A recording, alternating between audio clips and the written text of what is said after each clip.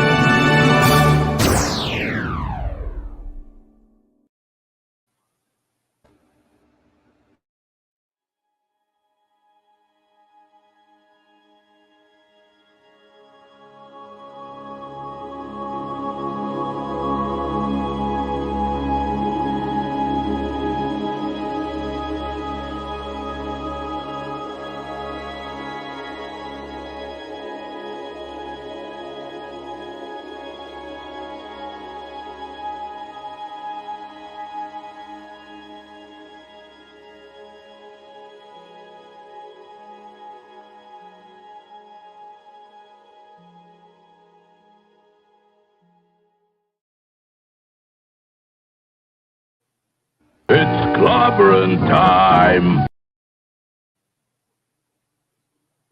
Hey, my friends, welcome to Saturday Night Star Trek on Clobbering Times. We indeed, my friends. Hello. Oh, my goodness, so glad to see you all here with us tonight. I hope you all are having a wonderful weekend. And I'm writing names down as my friends arrive. And I hope you're having I hope you're all doing great. Hope you're all doing great. And thank you, Max. I see that. Speaking of Max Redstone, our good buddy, before we do our show notes, before we do our don't encourage him. Oh, I won't encourage. I was gonna. Well, what do you mean? Are you gonna show the Garrick video? Well, yeah, of course. Okay, that's good. I thought you were gonna. Don't do any more of the Alan Moraine, or I'm gonna kick you from here. No more Alan Moraine. I promise everyone that I will not.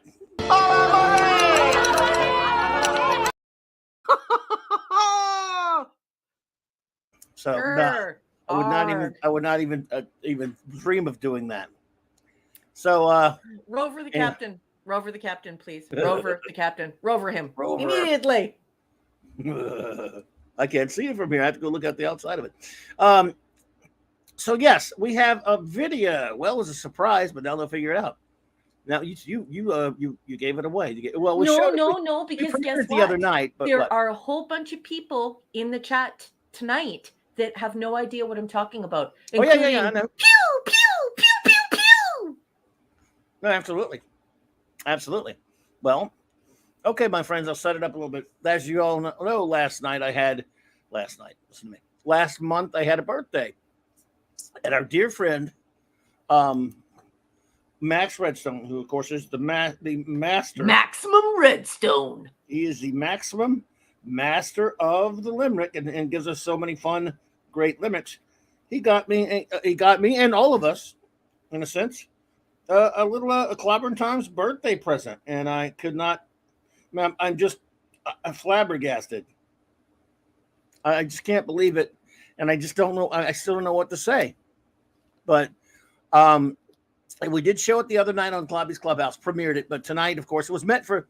He wasn't able to get it to us with our. We had a Garrick episode last night or whatever. However, without further ado, I will play that for you. This is from the great Max Redstone, and he had this made for me and all of you fine friends here at Saturday Night Star Trek. So here we go.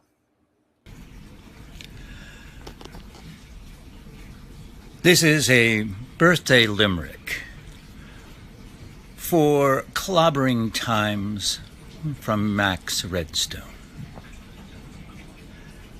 Just Garrick. Friends Romans Cardassians, lend me your ears. I'm a plain, simple tailor, and you should have no fears. You might think that Jadzia is fine, or that Cisco's divine, but I'm the interesting one to watch for the next several years. Happy birthday from Andy Robinson and obviously from Garrick.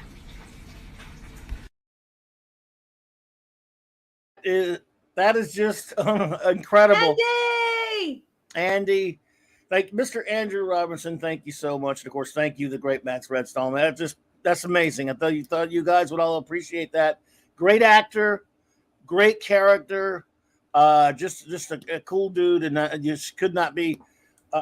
Even though there are no Garrick episodes this week, he's all throughout the series, as you all know, and he's just just love. He's terrific. So that was just truly extraordinary of you, Max. I don't know what to say, buddy. You do so much for us, but we appreciate you. You have no idea how excited he was planning that out, and he confided in me because, of course, he was bursting at the seams with this secret, and so he put a lot of thought into that and planned it out, and he wasn't even sure if he was going to get an answer back, and when he did, oh my goodness, he was so excited in private. What a beautiful friend he is, and how much he cares about you, and how much he cares about this community. So just incredibly thoughtful, totally cool, and we love you. Maximum Redstone. Max is, of course, an extraordinary talented fellow and a good friend of this show, and we just man, that was just too much. But thank you so much, my friend. Appreciate it. And I know everyone enjoyed seeing that. Again, Max, I think I told you the other night when I first saw it, for a second there, obviously he's not wearing the Garrick makeup, and of course, I haven't seen what he looked like without the makeup in quite some time. The first split second, like, who's this guy? And then the first two words that come out of his mouth, you go, oh my God. It's like, oh, it's Andrew. It's the villain from the first Dirty Harry movie. Yes, Andrew Robinson, but of course, more famous now. He's one of the most famous, movies of the 70s. And of course, even more famous, and I guess, I don't know if he's more famous for this, but playing such a great character over the years on Deep Space Nine. So a lot of fun, great stuff. Thank you, Max Redstone. Nothing big on show notes other than please, of course, join us at Sunday Night Geekery tomorrow night on Mark D's great channel. We will be geeking out on there on 10 p.m. Eastern, as always. I think Mark D's is lurking out there somewhere. He'll probably pop in and talk to us later. Also, Monday night, Mark C. Comics Talk. I will have, I'll be talking comics. Shocker. And I've been reading a lot of, going back and reading a few old comics lately, and just, try to read a couple a day and stuff. So that's the basic topic for that show. We'll be talking about some older comics I've been reading. I'm having a little of a screen problem right now, folks. So I can't see my screen. I can't see anything until this thing clears. So I'm here. Classic Comics just walked through the door, so I'd like to add him to the guest list, the very VIP guest list. Okay. So I was having a bit of a And Sorry I'm going to about that. interrupt you while you sort of We're good, figure we're out good. what's No, going no, we're on, good, we're because good I'd now. like to tell everyone that you can follow Klobby's adventure for these comics that he's reading on Twitter.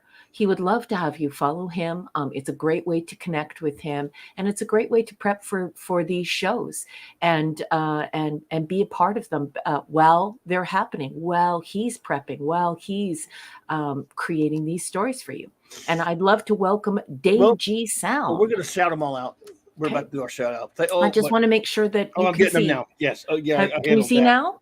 Yes. Yes. We're good. Good. Yeah, we'll do our shout outs, but I wonder what was what the hell? I hate me when I forget stuff. Well, I hate me all the time, but you know what I mean. It's okay. Do you need music? No, I'm not looking for anything now. Just what was I gonna say? Oh well, that's enough for the shout outs, I guess. Because not for the shout, I mean for the show notes. Okay. Sorry everybody. All right, now I think we got those just a little discombobulated. Yeah. So Lord Thoth wants some elevator music. Don't we all? I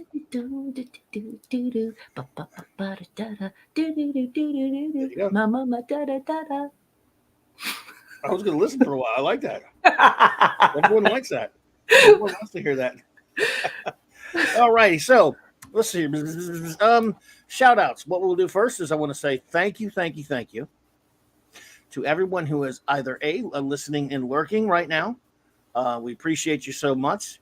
I mean, really do. We've got a lot of wonderful people who, for whatever reason, they can't. They're just not into doing the whole chat thing. That's perfectly cool. Or for whatever reason, you're driving around and just listen as a podcast type thing, as number one likes to call it. If you're just listening on a repeat or a download or whatever you want to call it, but call it whatever you will. Thank you. We got our good buddy and I think our buddy Eric O'Sullivan listens from time to time. Fine Irishman. Yes. So I want to thank all you people for that. And I'll tell you who I also really want to thank and shout out before we just start shouting out our friends in the chat. And that is the most wonderful first officer in the fleet. RAQUEL Briggs, Commander Briggs here. You were extraordinary. Thank you for being here with us tonight, because I don't thank you enough for being here. So I love you. It is an honor and a pleasure to be the Spock to such a fine Kirk. I love you very much. I love our crew. I love this show. I miss you guys during the week. I miss your company. I miss just your conversations, your great ideas. I love you guys. So it's great to be here. Huge honor to be here. And I'm excited for tonight. I'm always excited for Saturday Night Star Trek. I am Kirok. I am Kirok. All right, so shout out time, my dear friends. Of course, we have the crew here. Well, I haven't seen Mark D with us yet, but he'll be here at some point, but we'll shout him out. Our wonderful friend Anti-Derivative Jill is here. Nerd. I love you, nerd. The great Lord Thoth and wonderful Lady Thoth. Lady Thoth, the Thoths are here. Avon lives, and long live the Legion, brother. Mm-hmm. Dun, dun, dun, dun. Deedishness. The great master of the bronze wrench, Eric K. Mwah, mwah, mwah. I love you. Good to see you there, buddy. Also, the great Chris Persia. Thank you so much for all you do, buddy. I love you. Great graphics for the show poster tonight on all the socials. You are the king. I genuflect. We're not worthy. Thank you so much. Another member of the crew, the aforementioned great Max Redstone. Good to see you there. Thank you. Maximum Redstone. Our old buddy J-Man, brother. Good to see you. Oh man, I understand, J-Man, that you're won that thing. You're Hunter from the future. I can't win your big battle, so I'm gonna have to go look into that. That's crazy. But I don't know for sure. I think that's what I saw. Anyway, Shooter and George Shooter joined, and Shooter, by the way, joined, and I think upgraded to the Clobberanimo level. So for doing that, Shooter, thank you so much. This is for you. Clobberanimo. Pew, pew, pew, pew, pew. Indeedishness. Brian Hepburn, welcome. Brian! Gwagnar's here. Gwagnar! And Mr. Angel, our chef in Oz, says, "What the heck? How did I get a membership?" Scratching chin emoji. Well, sweetheart, believe it or not, we have so many generous people in this community. Chris Persia, Anti-Derivative Jill, Mr. Tickle Trunk, Larry, our great friend Gil, and Yes. he's known as Cardinal Sin out on the internet. They have Right. been pre-buying memberships for the whole community, for the whole crew, just out of the generosity, the courtesy. They're just great friends, and they're just Right. generous, loving friends. So you can thank all of those people, because that's where those wonderful memberships are coming. Oh, also Six sent out a whole bunch. She bought a bunch of Yes. memberships for people as well. So they're coming in from everywhere. And pretty soon we're not even going to be able to keep track of how many crew members bought memberships and training in Starfleet for their fellow crew people. So, thanks all the way around. Thank you for all that. And by the way, thank Classic Comics. I'm glad you enjoyed it, man. Great book. Love that. FF Full Circle. So, yes. So for all of our members, we've got, I think we're like something like 63 something members now. I want to thank you all so much. This one's for you. I just love clobbering time. Time loves you. Clobbering Times, of course, but yeah, Times. But anyway, Linrod, thank you for being here. Linrod! Raymond Feliciano and Sandra Feliciano from King Dolphin TV. In Color. Enigmatic Drop Bear. ED, hello, my friends. The erudite bear is going to have a whole whack of erudite comments, well-wrought comments, Yes. and excellent conversation starters and replies this evening, and I'm looking forward to it. Right, absolutely. Thank you so much. D. Bud Martin, Man of Iron. Good to see you, buddy. The man who is twice the Larry of anyone. Larry. Yeah, I mean, some people call him Larry twice, but he ought to be called Larry thrice, because he is a gentleman, a sweetheart, and a great member of this community. So, Larry, I love you. Yay, that's Amanda Bear as well. You're right. Captain Time Lord, what's up, brother? Mm-hmm. Good to see you. Formerly known as Captain Cockney Spock. And he's been around forever, and he is a great friend here. So don't look at that name and go scratch your head and say, "Who's that?" That's Captain Cockney Spock. Yes. You have been doxxed. Not really. Wolfie. Wolfie! Ow, ow, ow! Our great friend Tyrell 72. Hey. Nice to see you, sweetheart. Thank you so much for the feedback. I'm so glad that you loved that Garrick video. And I know you just started work, so don't work too hard. I love that you plug us in to your earphones and, work away, and we keep you company. We love you very much. Don't work too hard and work safe. And we'll talk to you on the other side of the broadcast, sweetheart. Phantom outside.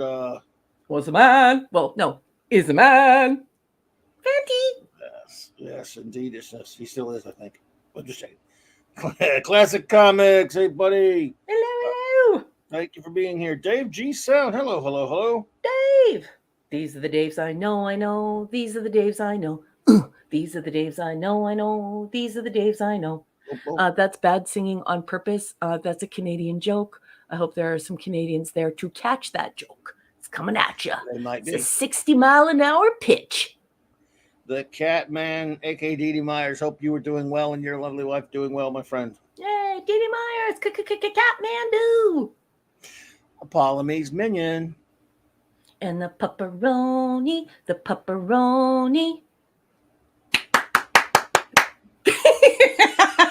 Best I could do. The aforementioned Captain Time Lord. We got him already. The other captain. Captain James J. Skywalker. What's up, dude? Skywalker. Snail Messiah, my friend. Hey. Steve Mitchum. What's up, bro? Hey. or in Vegas. And we're sending smooches for your gorgeous daughter's face. We love Maddie. The beautiful, wonderful Katie Carr. Hello there, Katie. Oh, Katie Carr Wonderful. is young. She's beautiful. She's a ballerina. She's in university. And she hangs around with all these croaking old goats because she just loves Star Trek. She loves the 735.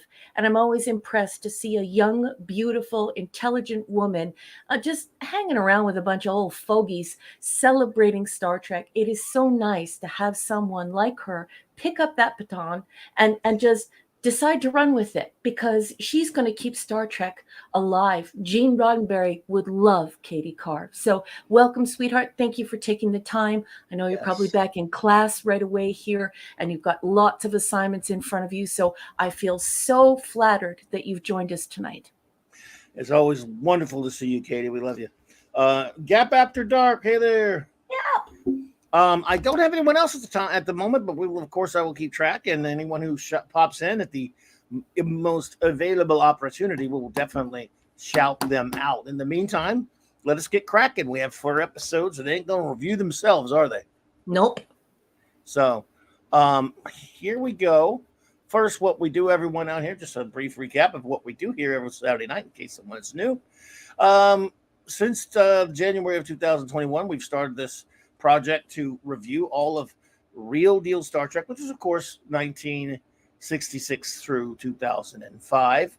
And by the way, happy birthday to Star Trek, as we said the other night. We reviewed the original series, the animated series, the original crew films, Star Trek The Next Generation, and now we are deep into season 2 of Deep Space Nine. And what was that? What she said? What did Katie say? I'm not looking at that screen. Oh, I just wanted to share while you were talking, honey. Oh, Katie says I've been up since 7 a.m. and it's 10:30 here. Oh, my. But I'm here because I love you people. Well, we love you right back there, Katie. Appreciate you. And so what we do here is my wonderful first officer, Commander Briggs, will read. Yo, Mark D's here. Yo, bro. We'll read from a text from this book here, and then we will discuss the episodes a little bit and what we think about it after she goes through some notes. We will rate the episode. Hello there, Anonymous. Good to see you. And then we will turn it over to our wonderful chat and get their ratings and any thoughts they may have on the episode. So without any further trek, let's get on it. Let's go with our first episode of the evening. If you're ready, number 1. Let's do it. Okay. Right. So I am going to be reading extemporaneously from this wonderful book called Deep Space Nine. It should say The Companion. It needs an article there, but obviously Terry J. Erdman and his editor didn't want to. So it just says Companion. And we'll be reading about tonight's first episode, first of 4. Second Sight. This is season 2, episode 9, and now all over the world on streaming services, because there are multiple episodes that are trilogies and things like that.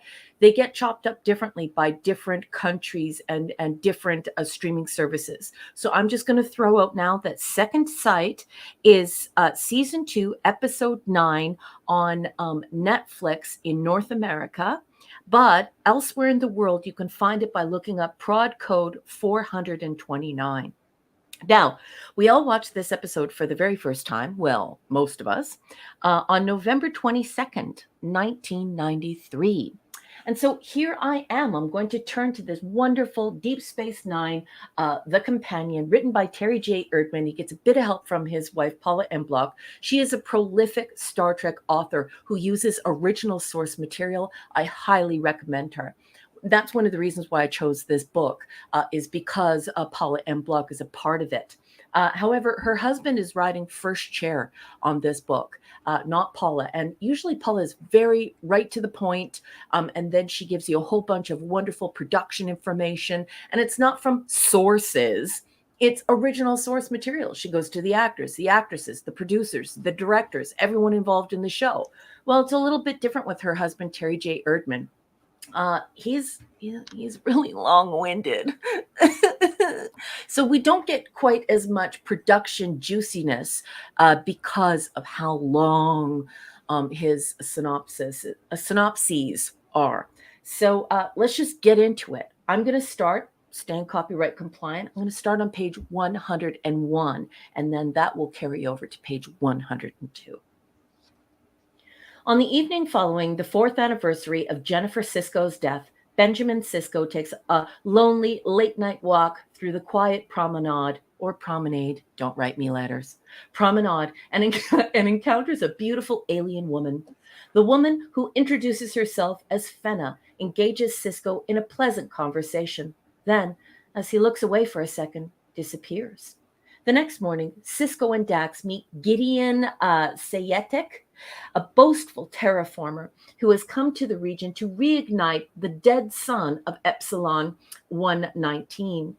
Dax attempts to discuss details of Sayetic's mission with Sisko that night over dinner, but finds the commander strangely distracted.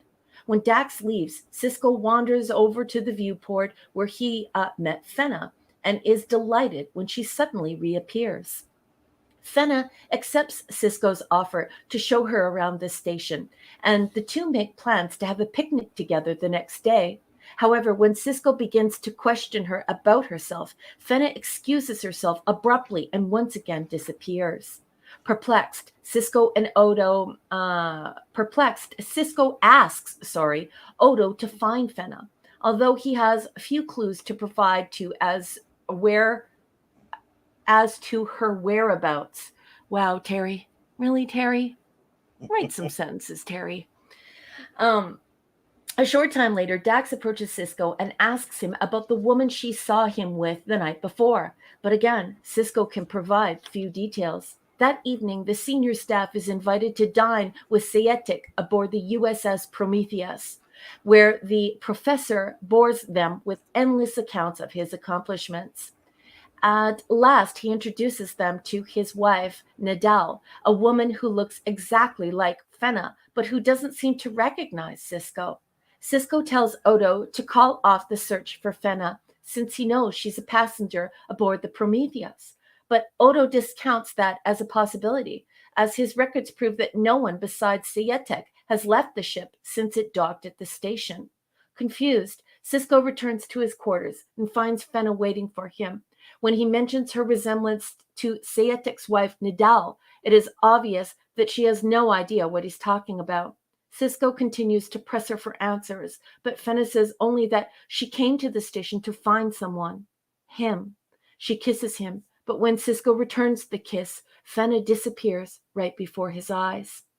Dax continues to prepare for her mission with Sayetic, and Sisko announces that he will accompany, change of page, them, hoping that he will be able to unravel the Fenna mystery during the trip.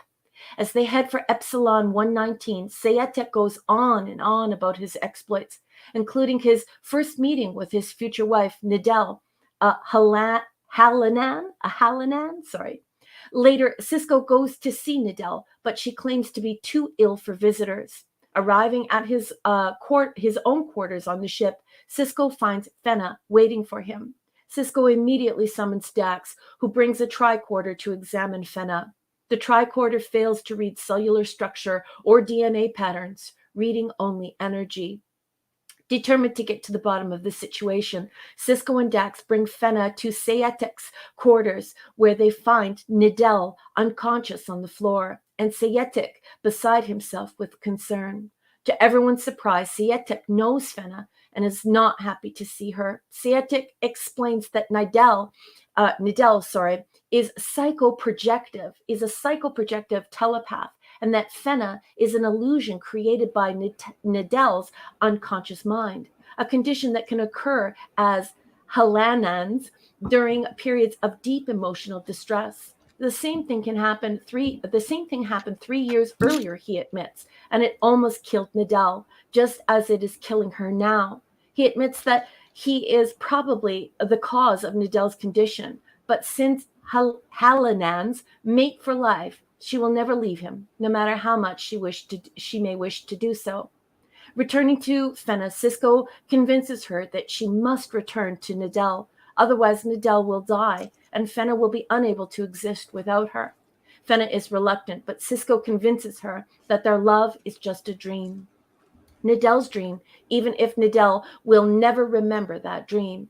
As Fenna kisses Cisco goodbye, Dax summons him to the bridge. Sietek has launched the shuttle pod designed to reignite the dead sun, with himself aboard. Realizing that Sietek intends to kill himself to free Nadell, Cisco contacts the shuttle pod and attempts to talk the professor out of it, but Sietek refuses, intent on going out in a blaze of glory.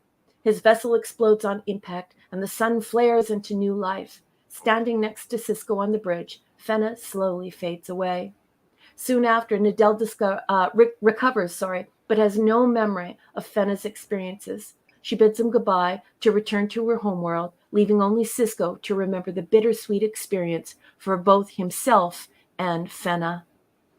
And that is what that's what Terry J. Erdman has to say about Second Sight. Boss, tell me what you thought of this episode. I like this episode, and I guess I just like Richard Kiley's crazy over the top Saitek character. Mm-hmm. I think he's a great actor, and this guy's just, I don't know. I like a character like that is just, he's just, I don't know. He's rambunctious. He's gregarious. It's in the extreme, and I just kind of really his character. I really liked it. Now, Larry said that's sci-fi. I don't know. Yeah, I thought, in a sense, she's projecting. She has projection powers of some sort that she doesn't even know of. Beings with abilities like that are not really outside of the realm of Star Trek for sure. And I thought it was an interesting idea. Overall, I think this is a pretty good concept episode. Very well written, very well acted, a pretty touching story. Poor old Cisco. It's sad what happens to him, and with a lot of good, snappy dialogue in it. So I like this episode. Cool. Notes? Okay. If you're wondering what the boss is talking about, I rewatch Star Trek beginning on January 1st every single year. And so I thought, what could I add to this conversation? When Clobby and I decided to do this show together, we both agreed we're not going to plod through it scene by scene.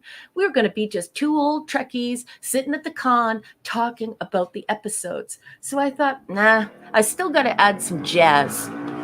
Yeah, and I agree with what Mark. Sorry. I've struggled. Oh, that's okay. Here, but you got. Wow, that's my neighbors driving by. Sorry.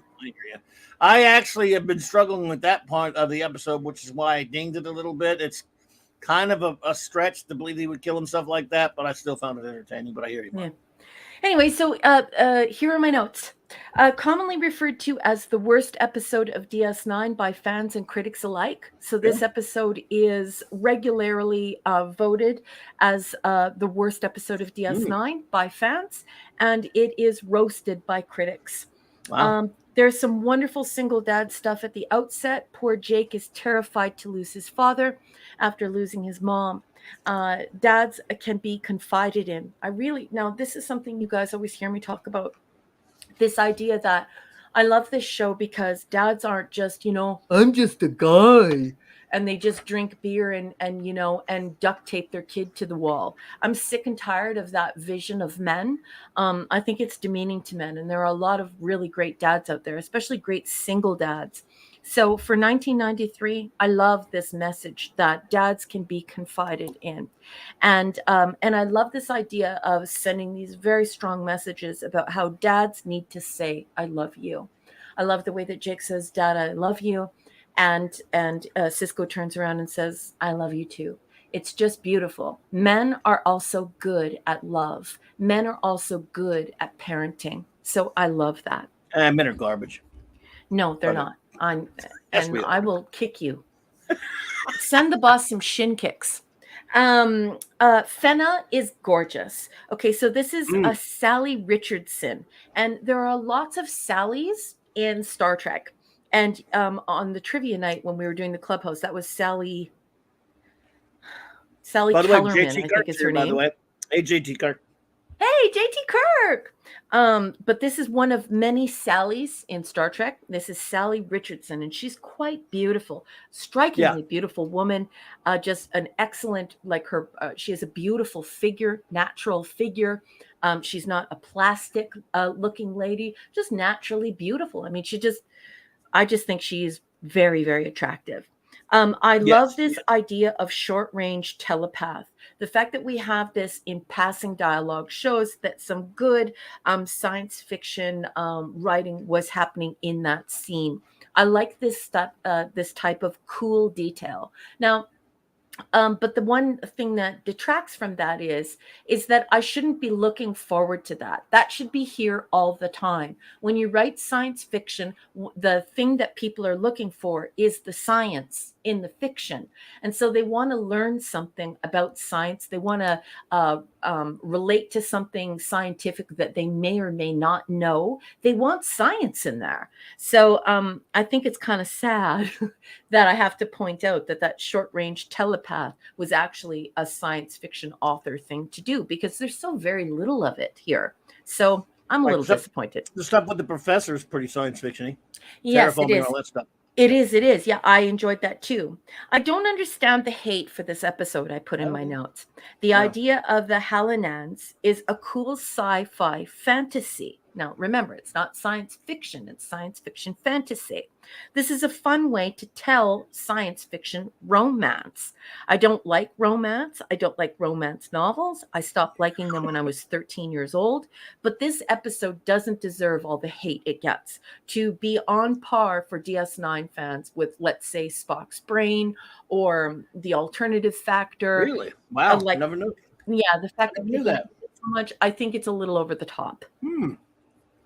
Yeah, I don't buy Gideon killing himself. This isn't believable, right? Because far too narcissistic. However, I sort of think that they overplay his narcissism, because true narcissists don't behave like Gideon. They're not self-deprecating. Yeah, I think it was bluster. He was just like a guy who's just really gregarious. He was just and trying. I mean, he's just a humorous guy that loves life. I mean, and yet he kills himself. So.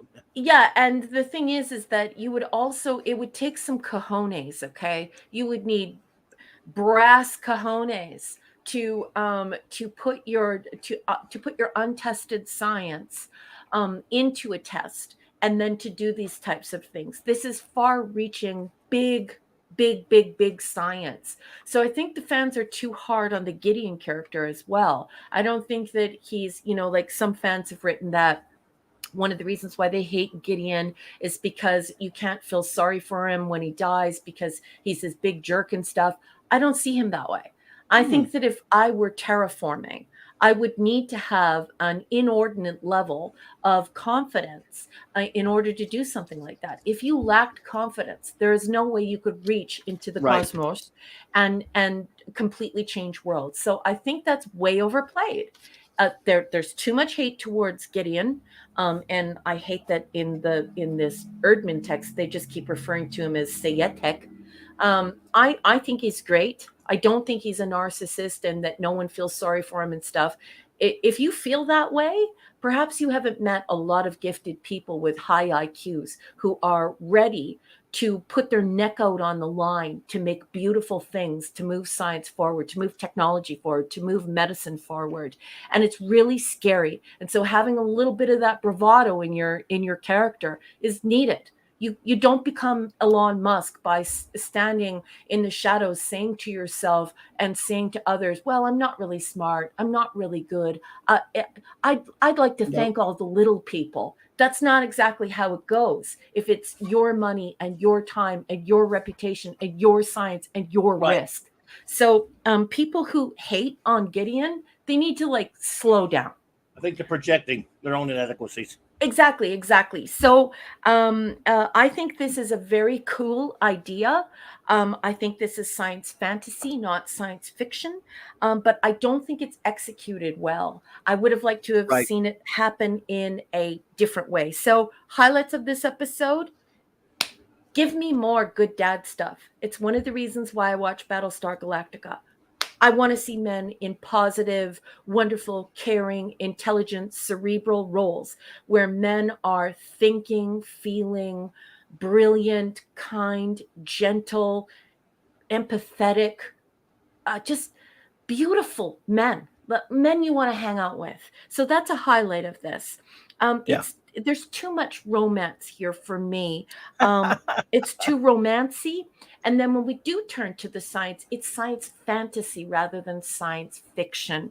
So doesn't work for me. And I don't like the fans' reaction to Gideon or how the writers of this episode overplay this idea that he's a narcissist. We need to also, as people who actually love science fiction, not science fantasy. Right now, I'm not talking to you. I'm not talking to people who like science drama and science fantasy. I'm talking to science fiction people right now. Right. We know that people like Gideon need to have brass cojones, because if he doesn't, we wind up in huge trouble. That's why Leonard McCoy will jam a needle in his own arm.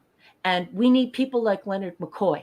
We need people like, the guy He's a who go-getter. invented polio, who injected himself and his whole family. We need people who care about others enough to sacrifice themselves and to stick their neck out for all of Right. society. He's a go-getter. Yeah. Exactly. So all this stuff about him being a jerk, I know I'm sort of overstating my case here, but I just want to be certain that when I give a lower grade for this, it's not because of Gideon, and it's not because of anything other than the fact that I don't like the overplaying of the fantasy aspects of it and the overplaying of the romance.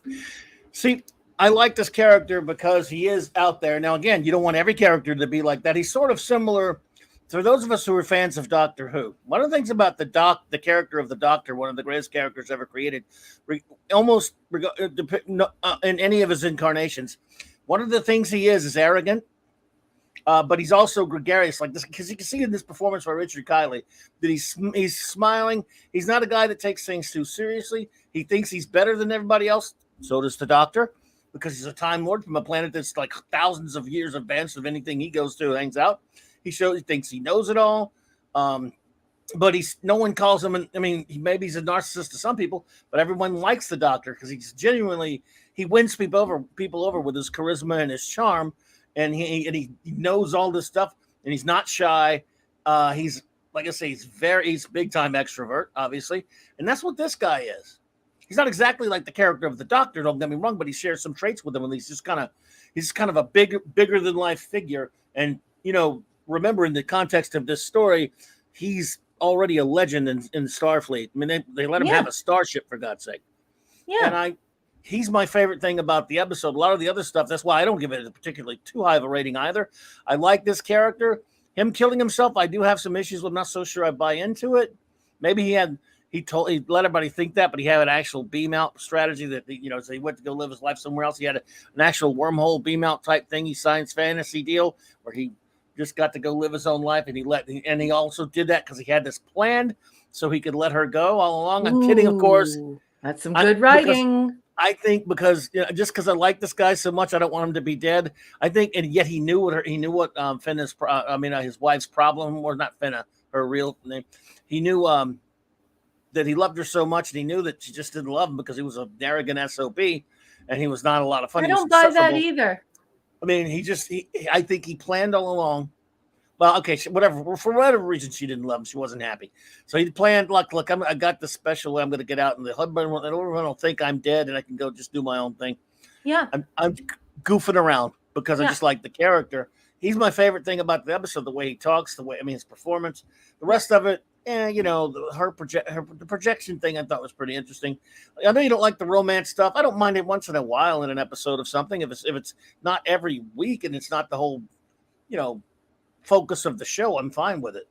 Yeah, I don't buy that his wife doesn't love him. I don't buy the reasons why. I think that she would be attracted to his brilliance. I think he would also be attracted to her brilliance. And so I think that's just poor writing. You're talking about somebody who would have an IQ that would be tantamount to like Da Vinci's. So this is somebody who is a preternaturally gifted, preternaturally cerebral, and he's actually helping to shape society. And so that involves some risk. And if you're always cowering in a corner and you can't stand up and present your ideas, you don't get to that level of shaping society. Right. And we just had Phantom Outsider say. I count him. Okay, go back. I'm sorry. We just had Phantom Outsider just say that would be Salk for the polio vaccine. I wouldn't jump to conclusions there, Phantom Outsider.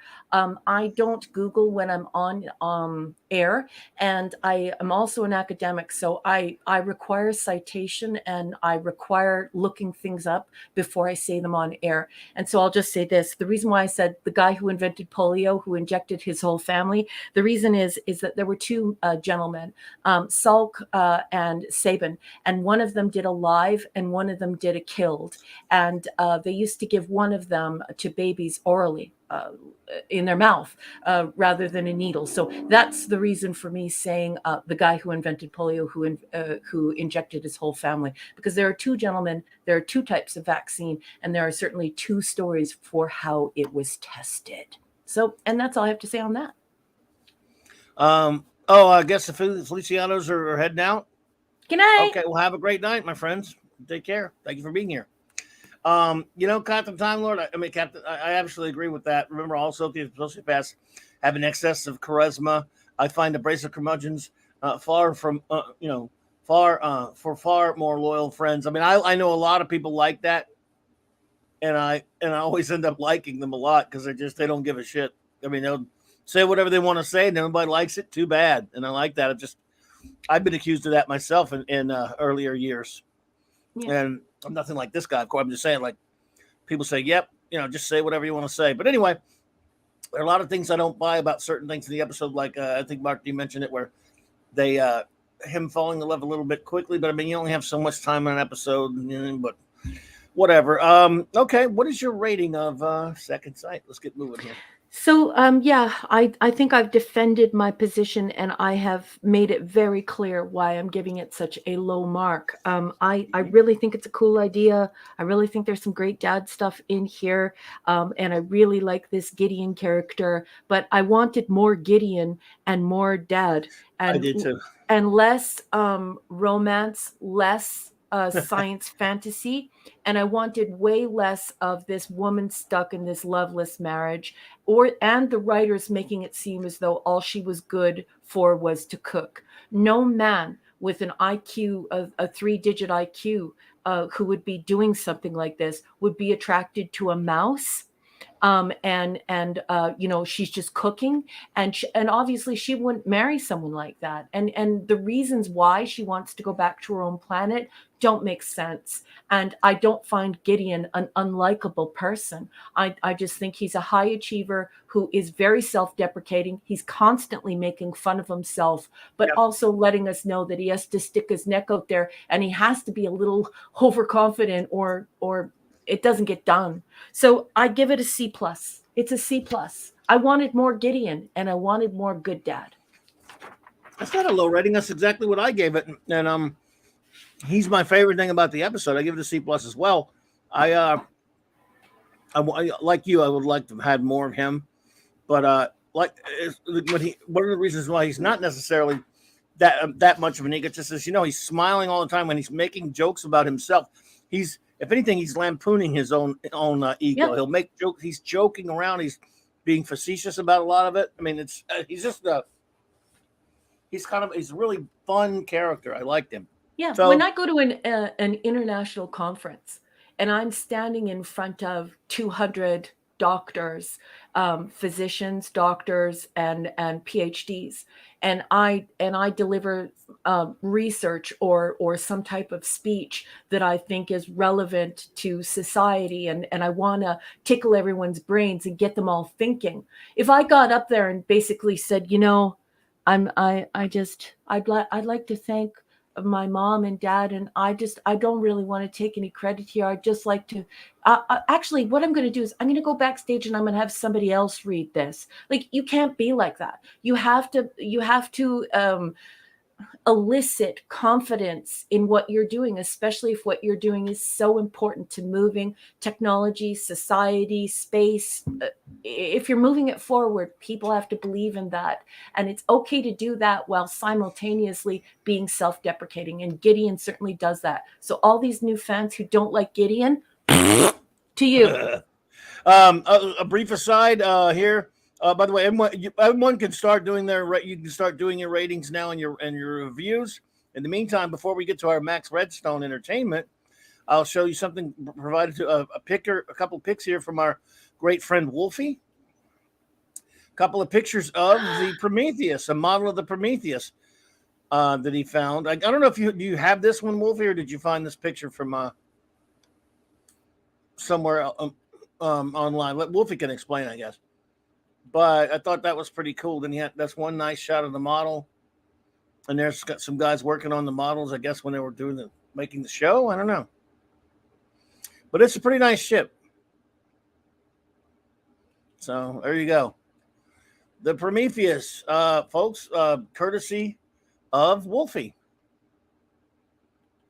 Thank you, Wolfie. Incredibly thoughtful of you, Wolfie. I just love this stuff, and I love that you're thinking of us and adding context and content to the stream and just to the whole crew. Yeah. I mean, this is just so enjoyable. Thank you so much for this. We love you very much.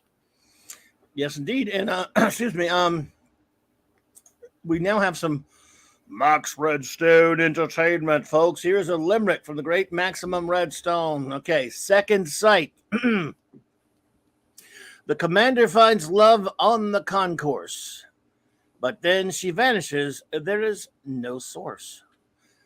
It's not a case of Cisco rejection. She's a psycho projection, quelled only by a very enlightening divorce. Wow, enlightening divorce. That was inspired, buddy. How do you like that? Very nice. I think number one's muted. Oh, it's just because Mr. Angel's here, and I don't want to trip his hearing because I'm doing all my clicks. I'm getting your list together. I'm collecting all of your stars and putting them in a folder so you can read them, boss. Well, that's cool. We have, by the way, before I start those, we have our buddy Michael Beacom said he might be in later, whatever, but he sent me his review of a couple.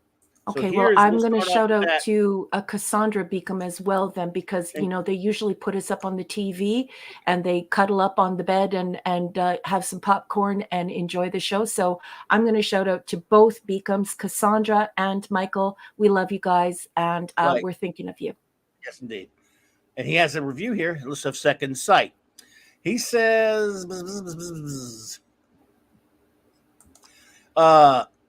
B+.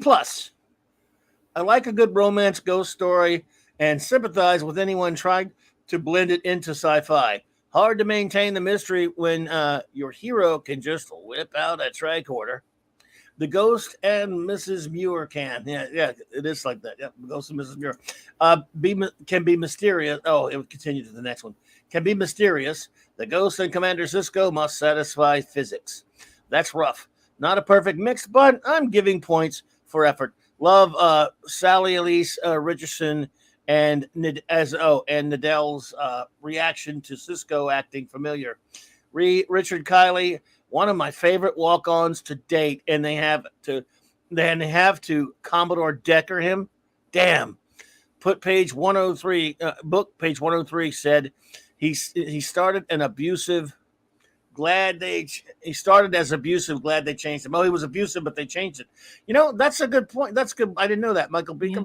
So that's good. I'm glad that they changed it, because that would have been annoying. Well, if Erdman didn't spend so much time on the summaries, we would be able to get to some of these production notes. I mean, maybe in the next few episodes, I actually won't read the summary. I'm just going to read the production section, because he's definitely no Paula M. Block. I mean, his wife is a much better author than he is.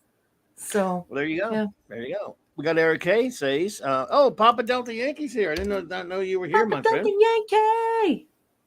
Well, good to see you. Let's see. Okay, we have the great Eric K.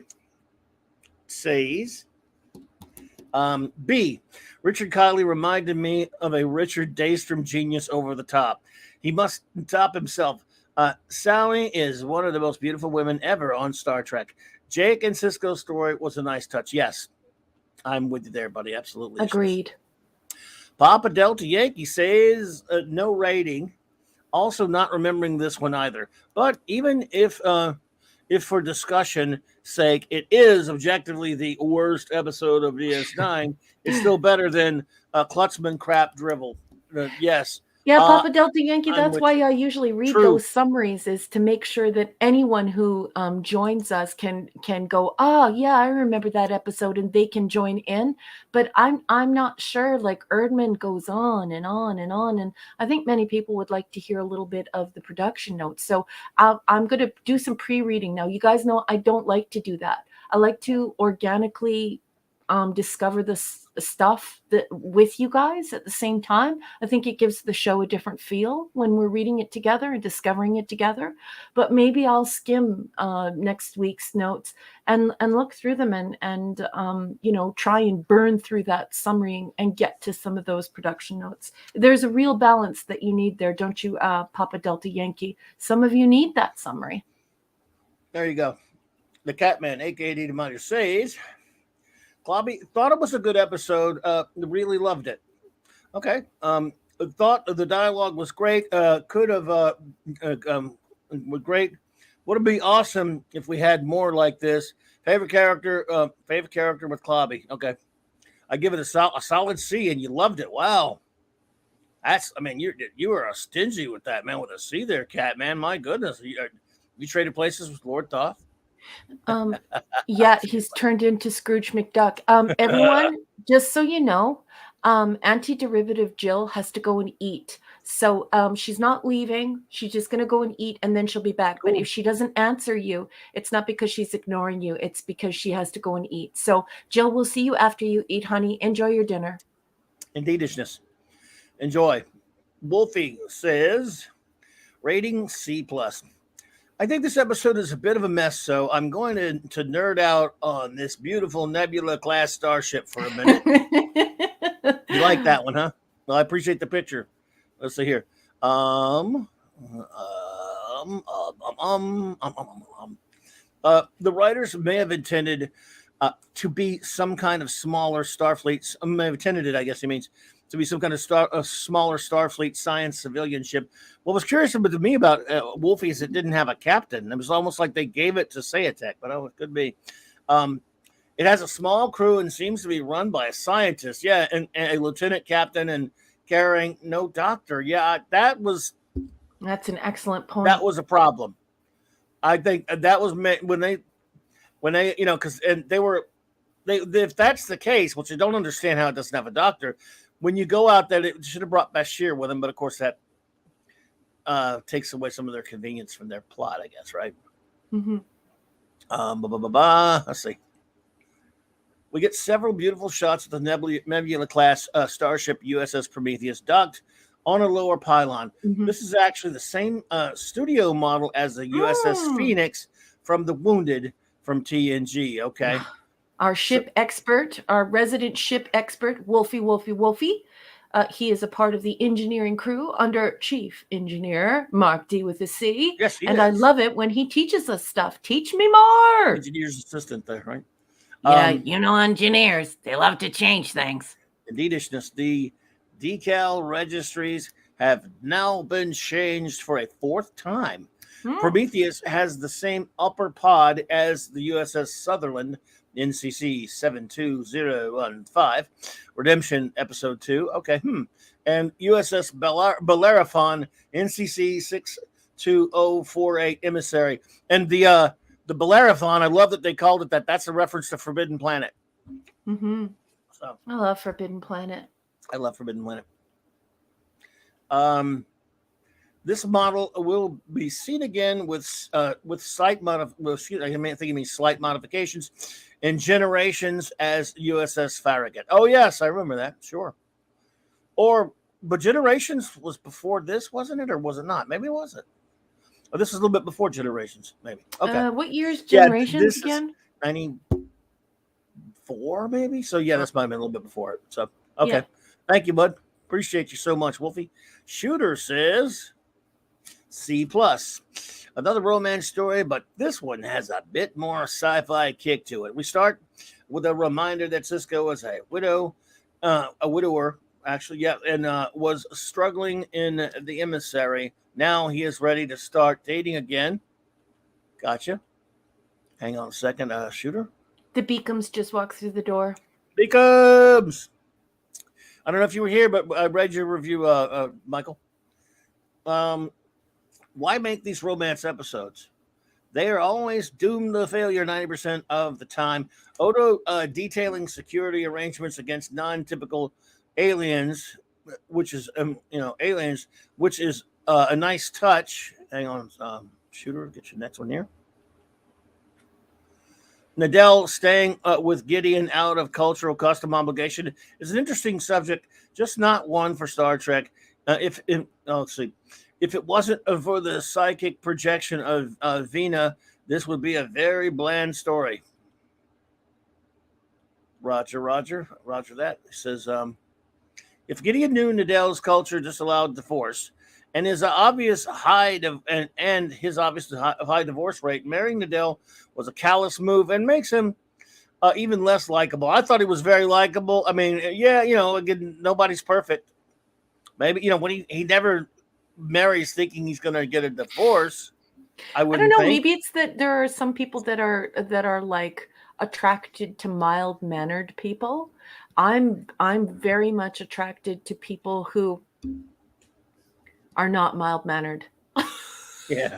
I like people who are very cerebral, who spend most of their day thinking and then want to talk about it and not argue or fight, but have very, very spirited, intense, detailed academic and cerebral conversations. So for me, Gideon is someone who I would hang out the other with. way. Right. I wouldn't feel intimidated by him. I wouldn't think he was a jerk. I think he's charming and funny and adorable. And I think his work is cutting edge and we should all applaud him. And he's fascinating. He's fascinating. I love him. I think he's a great character. And again, yeah, I mean, maybe he should have. I don't know. They don't really go into detail, but yes, with that all considered about maybe that's why he felt so guilty and did what he did. I don't know, and made his escape. And the thing is, too, is that we have this impression of this character, but I don't mind referring to Michael Beacom because Michael Beacom actually uses original source material, which can be used like in-text citation in an academic way. And so he's provided actual proof, not rumor, but actual proof that they did change this character. So we were actually supposed to really hate this character. And for whatever reason behind the scenes, they started making the character more mild and more likable. Perhaps the character was too harsh. And so maybe this is why everyone feels discombobulated when referring to this character. Do they like this character? Do they hate this character? Michael Beacom has provided the reason from the actual text, and it's factual. They changed this character mid-production. And so we're seeing people going, this doesn't smell right. So, it's part of it. Even Gideon's sacrifice seems more self-serving, not going out with a bang because there would be no greater achievement for him than releasing Nadell from their marriage. Maybe he just he has a compassionate side, and so he planned his little escape. And everyone thinks he's dead, but we all know that I've just discovered. As I just told you all, he actually had an escape route through this strange wormhole tunnel thingy that sent him. He connected it to to a certain. That would have been a beautiful way to end the story. But he faked his death, so he's still alive, folks. Anyway, just kidding, Shooter. But I want it to be true because I liked him. If the fall of Kang was required reading, but why didn't the Prometheus' captain recognize it? Well, he's probably, I don't know. Maybe he's just not a very cultured, or maybe it's like he fell asleep that day in class. I don't know. Also, the usual broken heart for our courageous Starfleet officer. Yeah, I hear you, Shooter. Though I understand you big time. Let's see here, Mr. Angel. Good to see you, Chef. Says B. I find it a well-written episode, an interesting concept of psychological astral projection and larger-than-life characters. I admit, not to everyone's taste, but I rather enjoyed it. Well, I did too. I did too, sir. The great Max Redstone says, C. This kind of triggers bad memories from Man of the People from TNG. There's a big disconnect between Fenner's appearance and Gideon being a bad husband. Mm-hmm. Let's see here. As viewers, we having to stretch to make connections, and that makes the story less believable. We saw Gideon being the bad husband, or if we saw him in emotional distress as a result, Finner's appearance and Gideon's self-deletion would be more sensible elements of the story. Well, like I said, he's alive, so... Well, I'd just like to jump in and say the Catman, a.k.a. Dee Myers, says they just should have left the character alone. You don't change a character midway through. And I love that comment, Catman, Dee Myers. Love you, love you. And I also need to tell you, boss, in case you want to do it now, but you can do it later, the great Bronze Wrencher, Eric K., has left a gift for you. And I put it in your starred tab. Okay, well, thank you, Eric K. Appreciate that for the $2 super chat. Eric K. said Clubby is right, except for his love of Wesley. Well, I do love Wesley. He's a great character in one of the greatest movies ever made, The Princess Bride. So, now let's see, where were I? I forgot where I was now. Hang on, everybody. I think I was about to. I don't want to leave anybody out. Where is he? Where? Oh, okay. Lord Thoth, the great LT says. D, at first I didn't even remember this episode, so obviously not memorable. Not a good episode. Not worth a rewatch. Next, shout out to the Promi, which prevents this episode from a D minus. Next, shout out to the. I think he means the Prometheus. I guess. Yes, he does.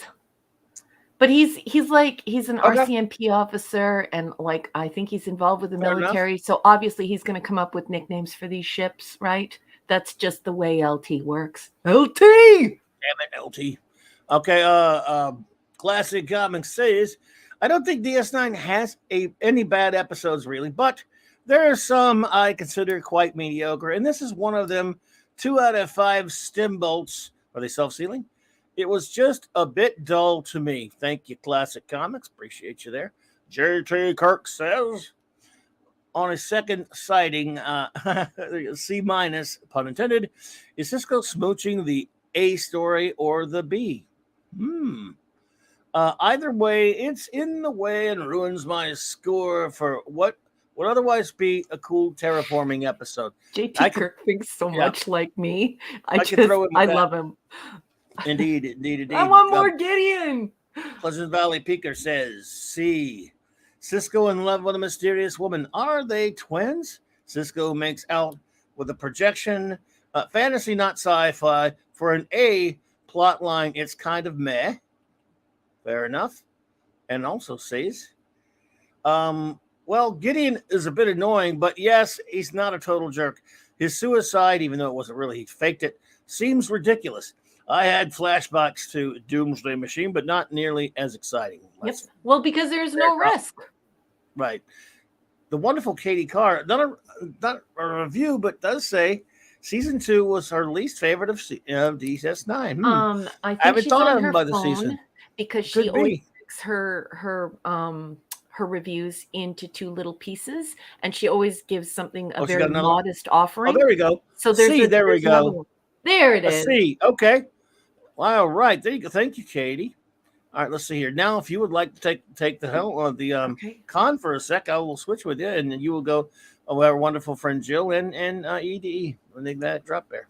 Hello, you gorgeous nerd. Anti-derivative Jill, fellow nerd, fellow INTJ. She's got a 3-parter. She gives this episode a D+. She says, this is a forgettable slog from me.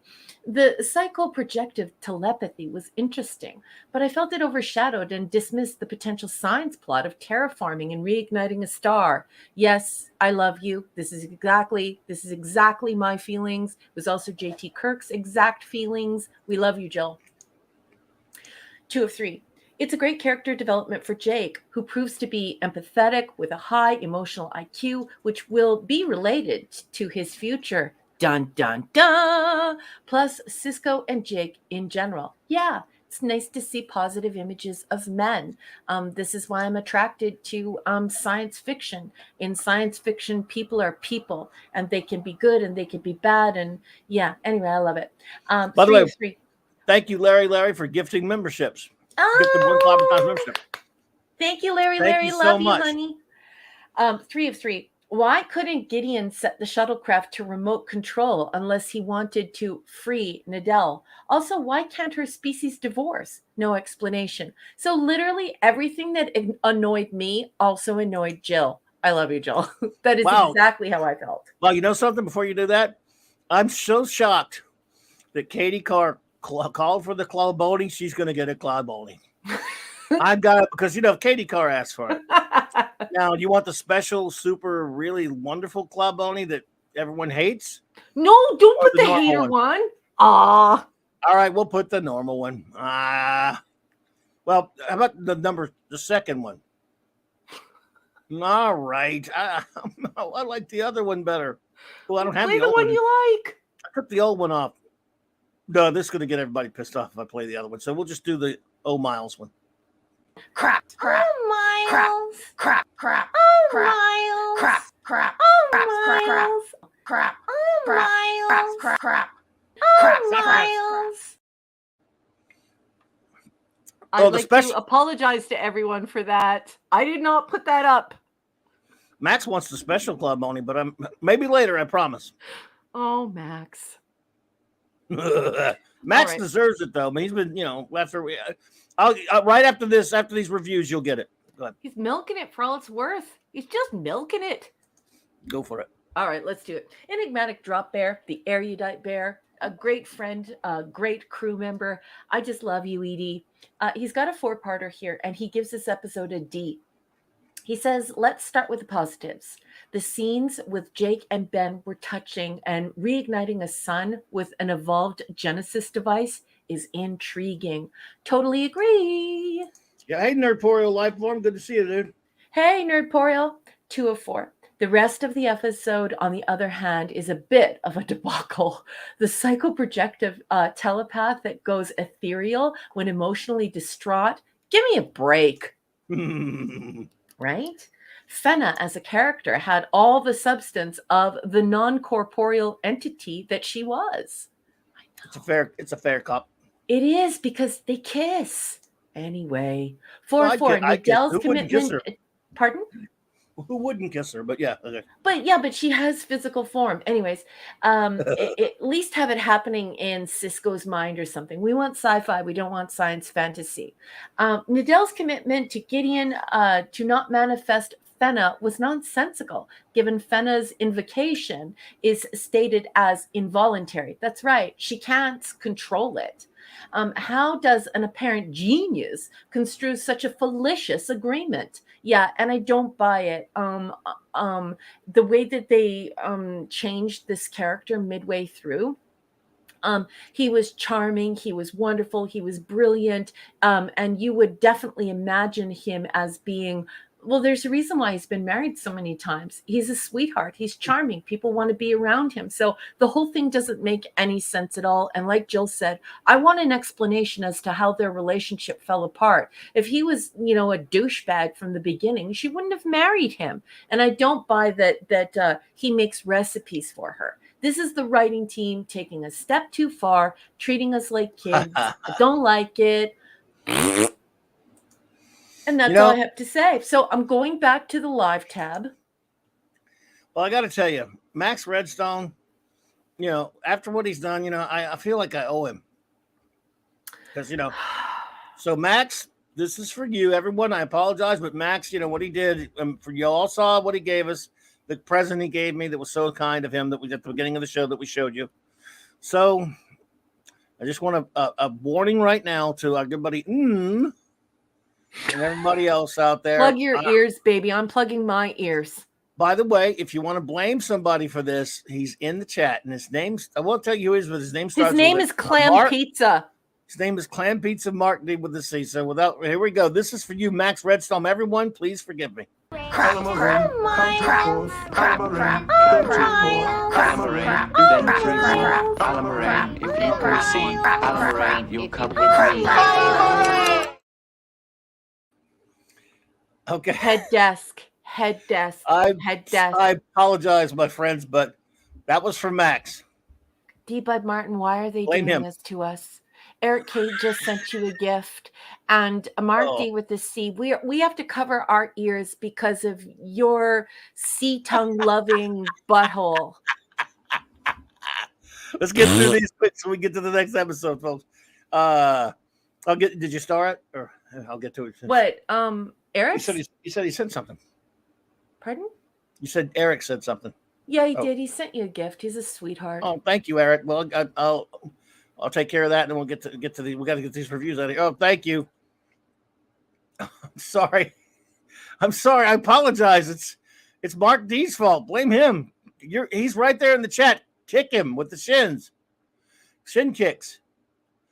Fathom Outsider says, C. An interesting episode shows Cisco is ready to move on after 4 years, since it would be a bit harder for him to suddenly meet someone and have a continuing relationship right off. I've got to agree with Clobbering Times. Thank you, sir. Where have we seen an egotistical genius who escaped death on multiple occasions? Soon, anyone? Yeah. It'd be a nice thing to die and give his wife back her life, even though we all know now that we've established that he's alive. I'm just declaring that. I'm just saying it. Wasn't that they didn't love each other. It was when he worked and would ignore her. Charlie Chaplin and other geniuses were the same way. They gave 100% to the work. Gideon was a Renaissance man, and unlike one of the other geniuses we have seen, think Daystrom, who lost it when he failed. A sense of humor is a good thing, right? Unlike Daystrom, he had a sense of humor, absolutely. And Edison said he failed 800 times before he found the correct way to make a light bulb. It's not like you get things 100% right 100% of the time. Science is part trial and error. I'm with you. But again, there are a lot of very valid criticisms of this episode. I think the best criticism of this episode is that we all agree we would like to have had a story that's centered around this guy, this character, instead of, and I don't know, maybe it would have been better if it had taken long, that it got rid of the whole Fenna thing. Just a story with this character and yes, maybe his wife and stuff. I don't know. Gwagnar says, C-. Unremarkable episode, so don't have anything to say about it. That's cool, Gwag. Let's see here. JT Kirk says, Paula is a much better author, but man, she had some stinkers in the TNG book. Yeah, she had a lot to deal with there. Nanadanax Amanda Bear says, C. It was an alright episode, but the mystery romance aspect was tedious for me. Thank you, Narada Max Amanda Bear. I hear you. Dave G. Sound says, of the many Star Trek plots brandishing doppelgangers or character swaps, it seemed like they tackled it on after the storyline was written. C. Thank you so much. Scuba Pete! Is Scuba Pete here? Scuba Pete! Oh, the purveyor of puns, the professor of punship, the papa, the grand pappy of all pundom. Welcome, Scuba Pete! Yeah, good to see you, Kimasabi. Mark D with the C. The engineer says C-. I didn't mind Sayatek. Thought he was a fun, boisterous character. My problem is with Trek characters getting it on with ghosts. Well, look at her. Tell me you wouldn't. Big problem with Sayatek self-deleting, and he didn't. He survived. And the speed of the romance with Fenna. Fair. That's a fair cop. Sayatek reminded me a little of Methuselah. Yeah, Flint, huh? Well, it's good. While Fenna seemed, of course, Flint didn't have a sense of humor, but I hear you. Fenna seemed drawn from Forbidden Planet. Yes, fair cop, indeed, in a sense. I understand. What would have been super interesting is if they would have made Gideon, the one with this psycho-projective behavior, and having Kira fall in love with the good side of him, and then he has a bad side of him. That might have been There you interesting. go. But kissing air, having our well, he's not a captain yet, but commander, having our commander smooching the air is weird. Yeah, but she had physical form, and people even saw her. It's true. Other than him, though. But remember when they took the tricorder to her? No, I know that, but they could see her though. I know. Yeah, so it was weird. Pluses this episode, and they could touch, so she had physical form. But yeah, I mean, and you called it science fantasy. I mean, yeah, it was fantasy, all right. Sorry, had to. Pluses this episode is peppered with intelligent and fun dialogue. I did enjoy Sayatek and his star power. At least it's not a sub Rossa. No, it's not. JT Kirk for $2 says Fennel has no. I don't think a psychic projection can have spurpies. Thank you so much, JT. Appreciate you, man. We got to scoot on to the next episode, my friends. We do. We have to move on. Let's get moving on here. Let's keep rolling. I'm warping my life away. Okay. Looking for a better episode. There we go. All right. So the next one is Sanctuary. Yeah, Sanctuary is season 2, episode 10. This is prod code 430. We all watched this for the very first time on November 29th, 1993. I'm going to be reading extemporaneously from the long-winded text, also known as Deep Space Nine, The Companion, written by Terry J. Erdman, who isn't as good of an author as his wife, Paula M. Block. It says that in the text. It says that in the text. She didn't make that up. That says it right there. She's just reading that. It does. I just kidding. Thank you, D-Bud, by the way. There's some, in case you, yes, let's get that clear. The public service announcement. D-Bud says if you want to claim gift membership, you must be subscribed to the channel. Hey, I hope you're subscribed. Change the chat from top chat to live chat, and it should give you an option to accept gifts. Thank you so much, D-Bud. Okay, appreciate does that clear that up for you, Pleasant Valley Picker? Because Larry has very generously donated more memberships this evening, and D-Bud has provided the means in which you can acquire those wonderful memberships. Like Larry said, he tried giving 20 last week and nobody got them. He was refunded all of them. That's terrible. I'm sorry, Larry. Like I said, I have no control over that, but... Well, how rude, everyone. Well, it could have, I don't know, maybe there wasn't a lot of people in the chat, or maybe everybody who happened to be there were already members. I just don't know. If you're watching this chat and you're shy, it's okay. No, you don't have to call yourself out or anything, but please take advantage of the generosity of your fellow crew persons. These people are offering you a free membership. Please take them. It's so rude if you don't. It's so generous and kind and thoughtful. Go take the memberships, please. D-Bud's giving you the instructions for how. Pleasant says he doesn't see any way. I wish I knew what to tell you there, Pleasant. I don't really know either, but I hope you can figure it out by what D-Bud said. He says he doesn't see it. I'm sorry. I'm sorry, man. So this episode, of course, go for it.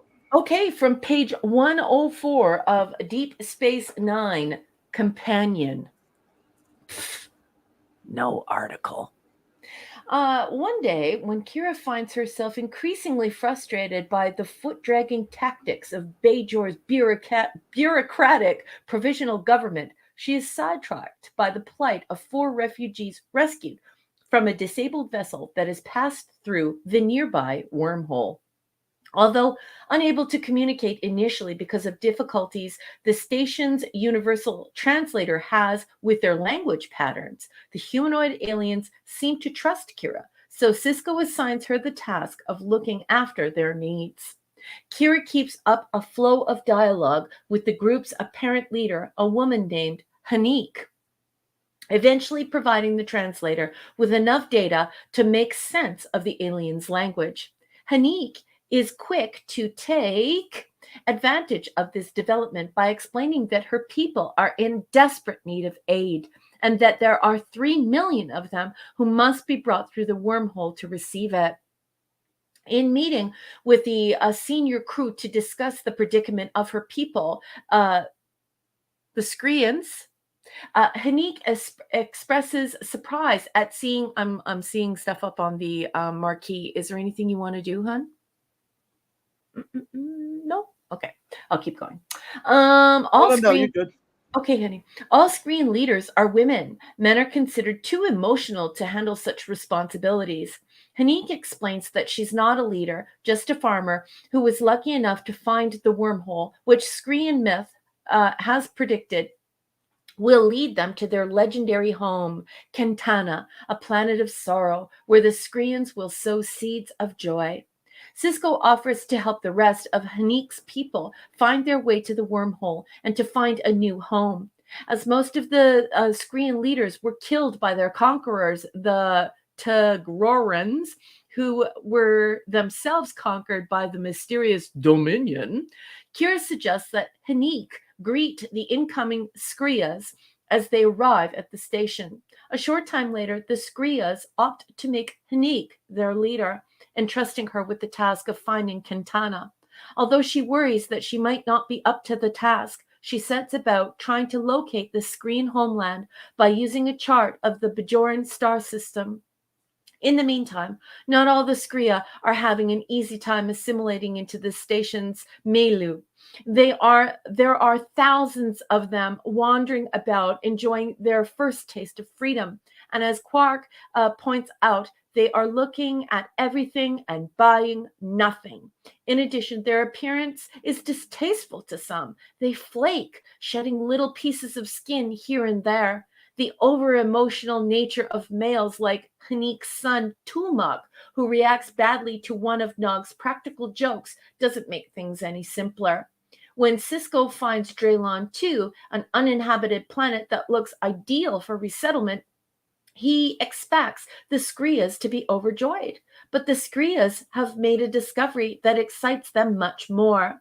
Hanique's research indicates that war-ravaged Bajor, certainly a planet of sorrow, is actually Quintana.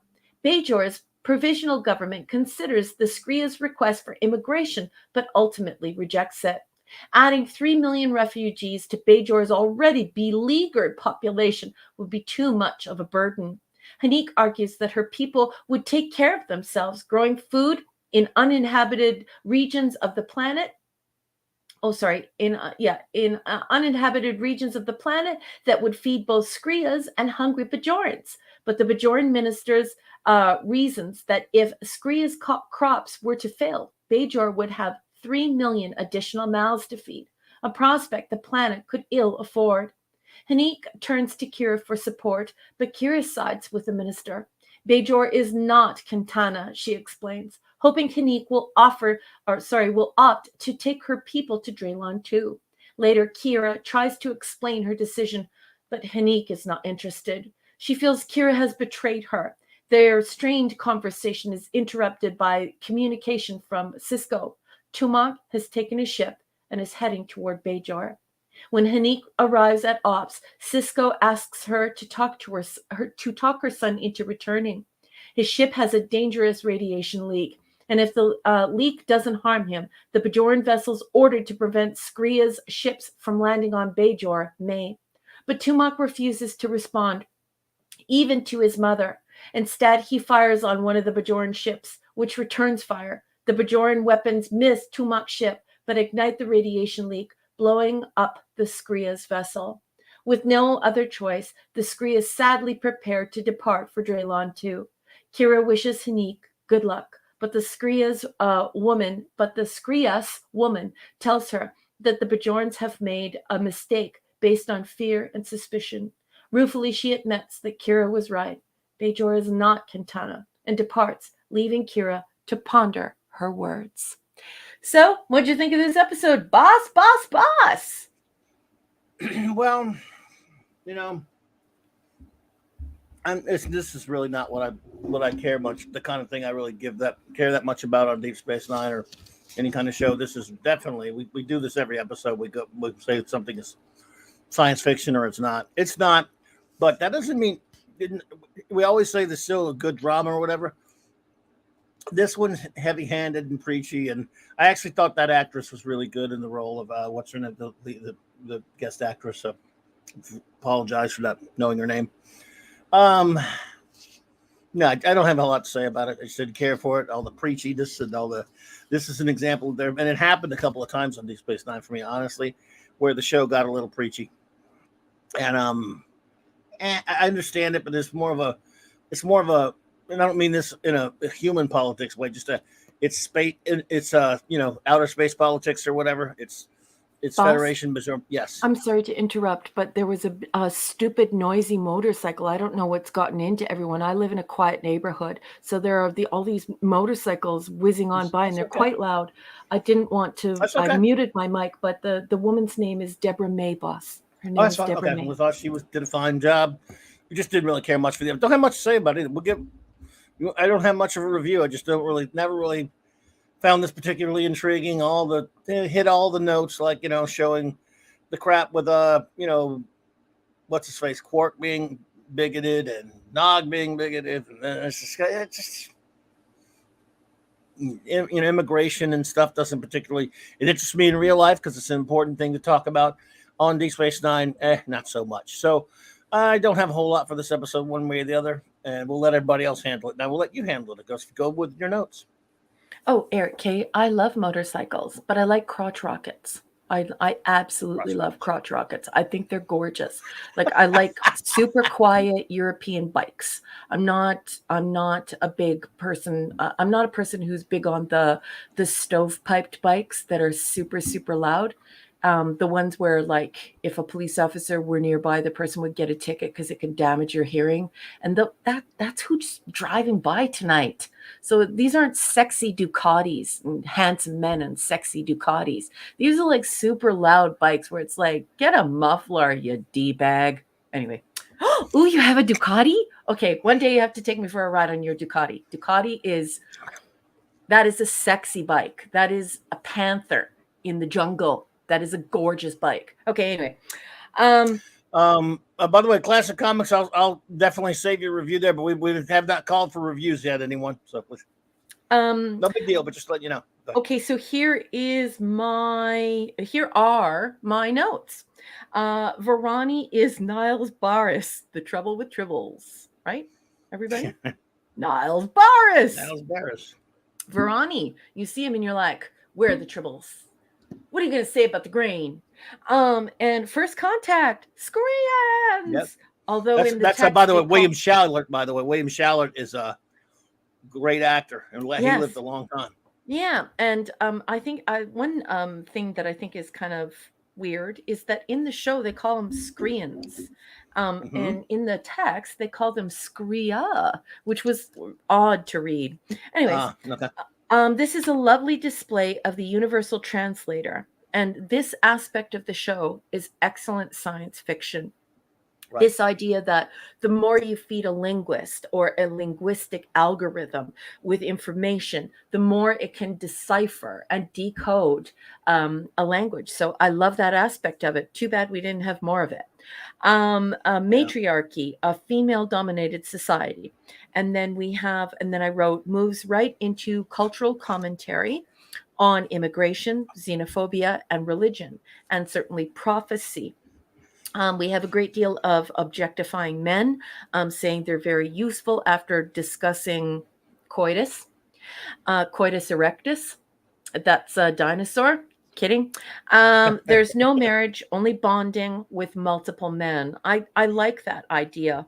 I find Nog annoying. I don't like the character. Boy, he really is annoying. Yeah, and he's super annoying in this episode.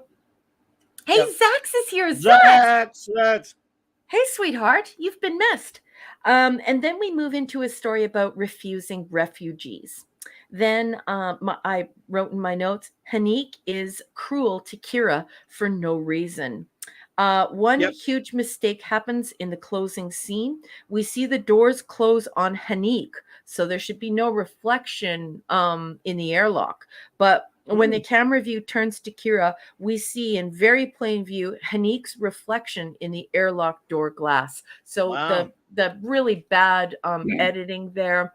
I find this episode to be a very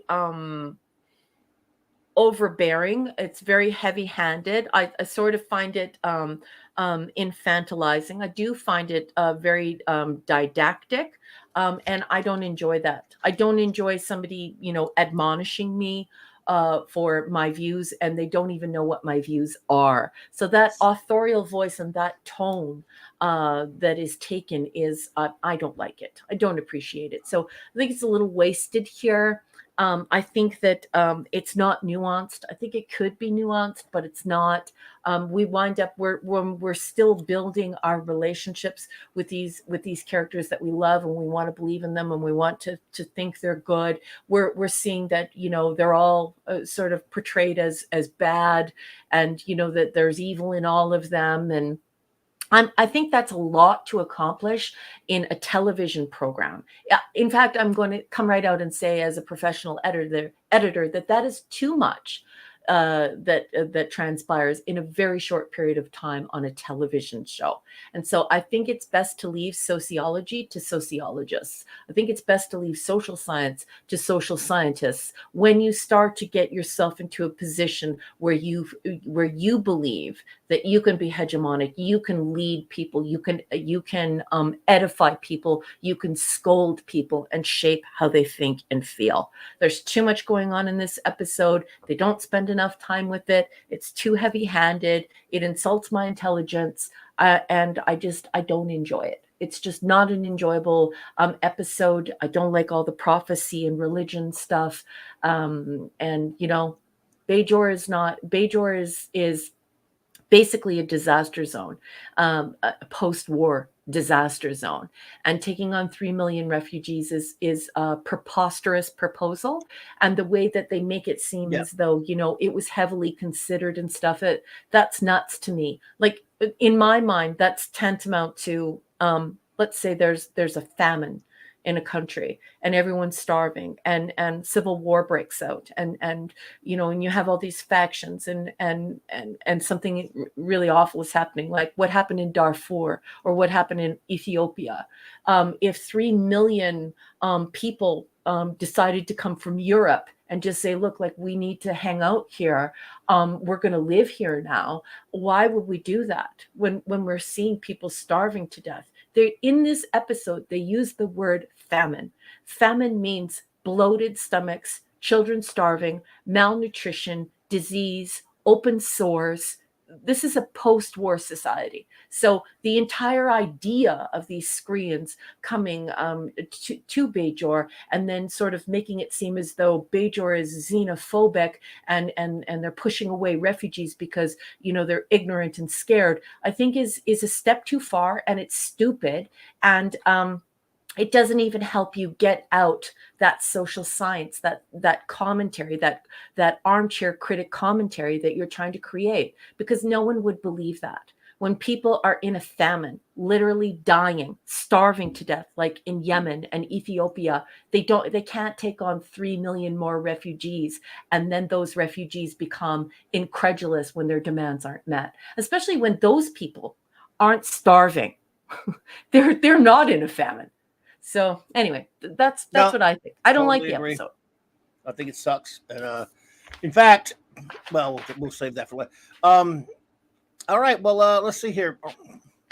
What is your because we'll just get. I don't want to bog down anymore than we already did, but I just didn't like it. She like you said, she was mad at Kira for no reason. Cruel to her.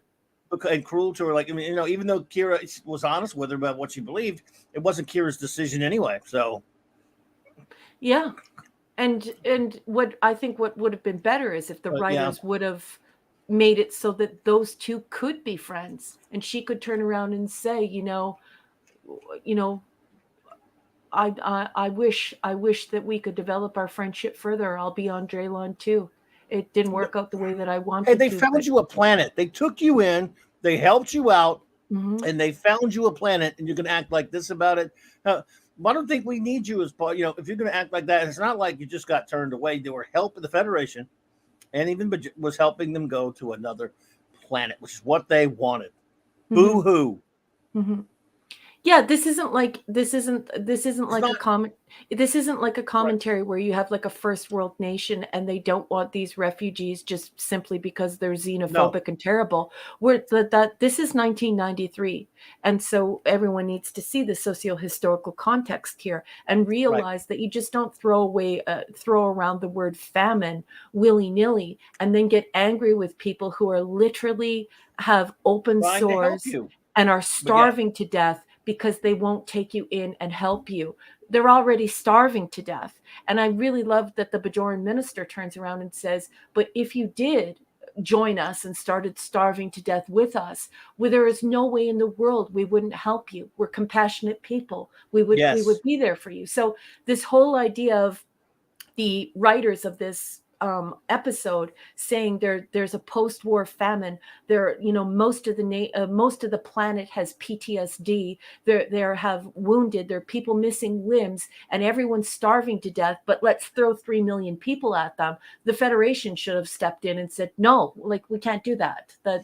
So the entire premise of the story is stupid. How can you admonish me for you doing something dumb that there's absolutely no way I could ever like rationally explain? It's a completely irrational premise to harm people who are starving to death, have PTSD, and have limbs lopped off. Like what? They still have right, POWs and POW camps. What screens? What? Who wrote this? They need shin right. kicks.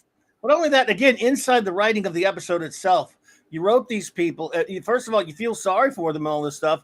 And then you understand the very understandable reasons why the Bajorans can't take them in. And yet they're willing to try to help them. And the Federation is helping them find another freaking planet.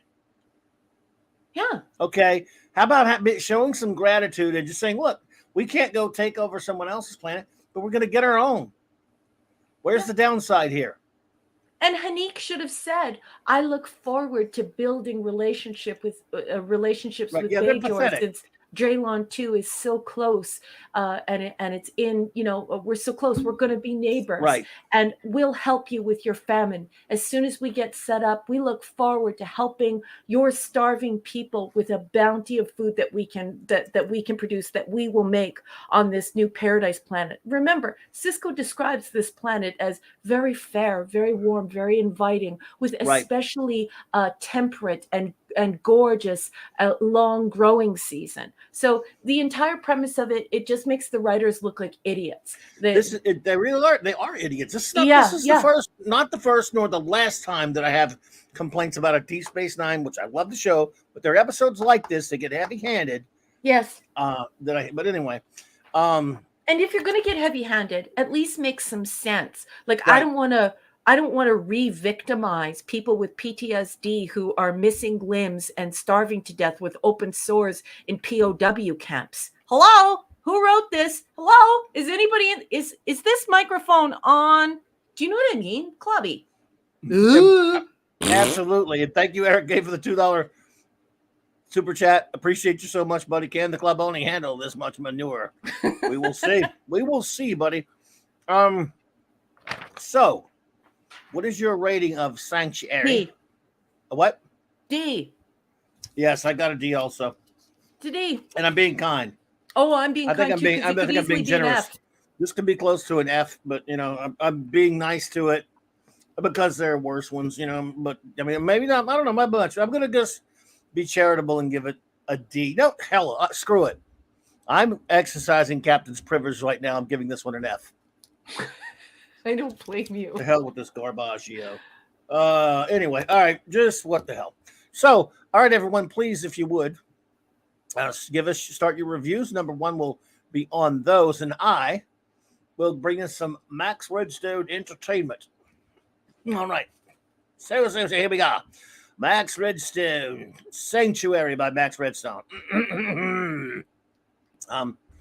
Refugees through the wormhole are scarred, but the Bajoran people are very on guard. To the Skrians in need, who beg and who plead, they say, sorry, not in our backyard. Nice, Max. I like it. Well done. Well done indeed, sir. So, let me see here. Sorry. Oh, Keely Chow. Hey there. Roll Tide, and you're tied, I believe, unless I didn't catch the end of that game correctly because I was walking out of a place. I believe your tide barely rolled, but rolled nonetheless. Keely, I wanted to apologize to you, dude. I missed you at the clubhouse on Thursday. I didn't even shout you out. I didn't even notice you were in the chat. And I just wanted to let you know that I shouted you out at the end of the show. And I never miss you. Thank you so much for being here. And sorry that I didn't call you out during the clubhouse. I didn't see you, hun. I think Keely's I think your tide rolled, buddy. Yeah, 20-19. Yeah, I saw the yeah. Having trouble with Texas. What's wrong, man? Anyway, what I saw it looked like a good game there. So where? Okay. Oops, sorry. I went to the wrong spot. All right, here we go with our reviews, my friends. Classic Comics says, I think it's a good example of how ST storytelling had evolved. In previous series, there likely would have been a happy ending, but it puts the Bajorans in an interesting moral quandary. 3.5 out of 5 skin flakes. Thank you so much, Classic Comics. Larry says, hello, McFly. Anybody in there? That's a review. No, it I know, was I'm like just when I teasing. was like tapping on the microphone. Is anybody in there? He's like, I know. hello, why? Anyway, I just I love know. that he said that. was- I love Larry. Indeed, is wow. Eric K gives an F. I hate all these idiot people. It could have been a good story if well written. I have zero sympathy for the Skreans. The fact that the thief would not turn about when caught is stupid. Nowhere to go. Yeah, it was just, they're idiots. They're not likable because they're whiny crybabies because they escaped from a place they didn't want to go and people were willing to help them find a planet. No, we want your planet. These writers, these Hollywood elite jerks who wrote this, they wouldn't let anybody into their house. Say that.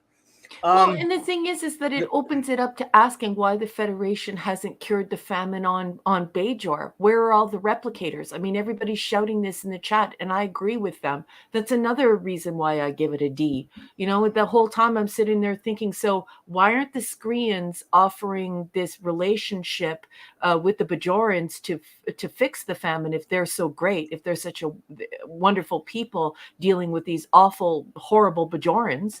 And why are the Bajorans starving to death? And it's just so what it does is it opens up a whole can of worms, questions about why the story sucks so bad. Yeah, with you. The Catman says, Clobby, I give this one F.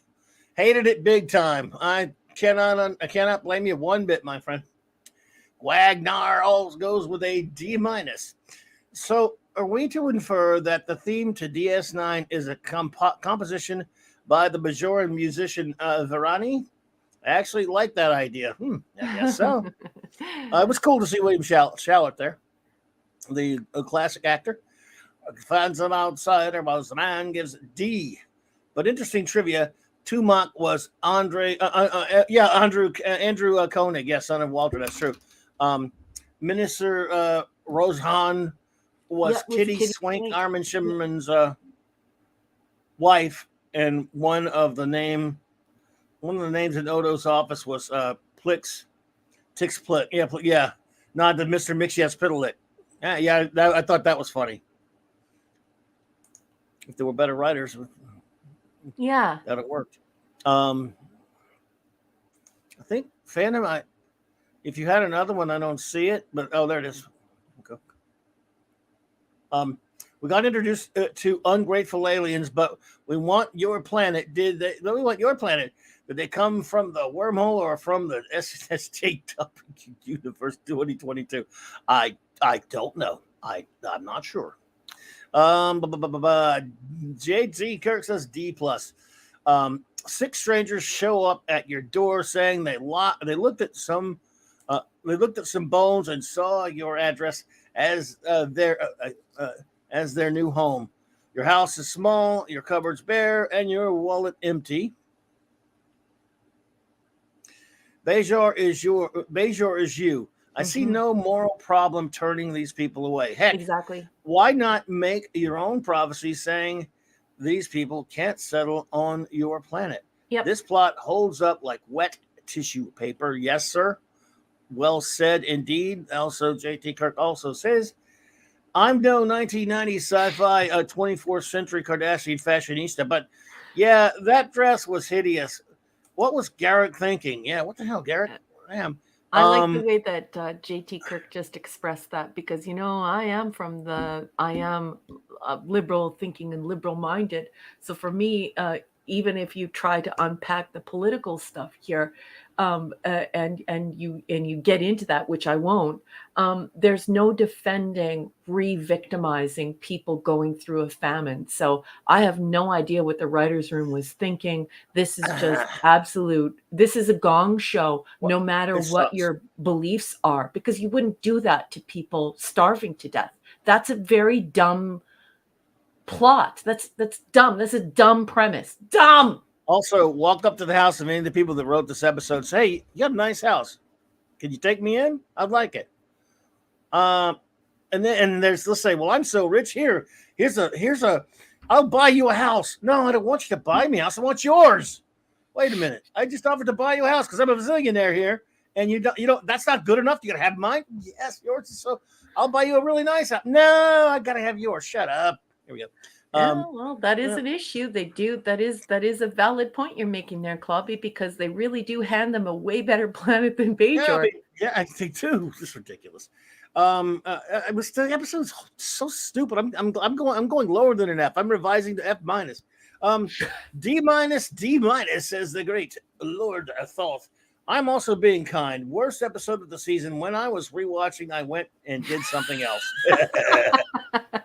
And by the way, what was really also annoying was the Nog. I love Jake, but the Nog Jake stuff interactions with those kids. hate it. Oh, so sucks. I hate it. I hate it. It's so bad. Pleasant Valley Pickers, that's D. The universal translator not working is interesting. Yeah, agreed. Very many refugees hate their headgear hairstyles. Yeah, well, that's for sure. I understand that. Hang on. Hanik's belligerent son Tumak making trouble and people on the station turning against the screens is a bit too convenient to push the story forward. I'm with you there. Let's see. When Tumak takes one of the Skrian ships and heads to Bajor, nothing good will follow. Yeah, yes. They telegraphed that. They Boosh! Bush McFadden? Bush McFadden is here. Hello there, Bush McFadden. Good to see you, my friend. All right, let's see here. Oh, I don't want to. Should have put that one up. What's my next? Where was I? I should have did it before. Oh, and you got a beautiful gift from Cardi. Everybody, Cardi's here. Gil, Cardinal everyone say Sin. hi to Gil. Thank you, buddy. Appreciate that. I'll be on it in a second. I'm just going to finish this one real quick. I'm not sure that did I lose one? That's okay, honey. I did 3 of his, right? Who'd you miss? No. I'm talking about I was in the midst of doing I Pleasant know. Valley, and it Let doesn't me take go much see. to derail me. No, I think I got 3 of his. He says overall very flawed, nothing special to see here. Agreed. If I missed his number 3, that was his number 4 of 4. I'm sorry. I think I did it, but I've already forgot if I did or not. I'm absolutely that terrible. So if I did Pleasant, my apologies. Let's see. Cardinal Sin. Oh my goodness. Thank you so much for the what a $20 super sweetheart. sticker. What You were is too the sticker? kind. Can someone tell us? Because we can't see it on StreamYard. I'm gonna try to so I can go over there and see it. Love you, Gil. Thank you, honey. And it's nice Thank to you see so much, Gil. Hope we're entertaining you tonight and you're having a good time. Well, now I have some. I have like things to throw back out there when people do something. When I get one that night, I want to get some of these, but I keep forgetting to use them because I'm not in the habit yet. But Gil, this is for you, buddy. I just love clobbering time. Boss, Yes. where the heck did it go? Oh my goodness, it's gone. Oh, here it is. Michael Beacom says, hey, Clobby, Raquel, should I repost my email myself? No, I got it. Oh, or are you going to do it? I'm gonna get Let it me right know. now. Boss Let me has get it right got now. it, so don't worry, Michael. Thank you, Michael. I'm glad you reminded me, though, because I was going to forget. I'm an idiot. Michael says C-. Dear F. Rappaport, if you were afraid your immigrant allegory, which you wrote on a shovel smacked to our heads, yes, I like it, was too subtle, rest assured, we got it! Your finer points were loss amidst the other tropes employed. Loved the translator adjustment. The only way it could have been more heavy-handed is if you cast all Mexican actors as Skrias. Yeah, that's a good point. That would have been pretty heavy-handed. They would have done that today. It should come as no surprise that this was from the same writer as Move Along Home. I gotta play it. Should I play it? Don't play it. No. I'm gonna play it. I gotta play it now. He said it. And there's a rule here. If you say that episode, Oh, barf. if you say that, you get this. Barf.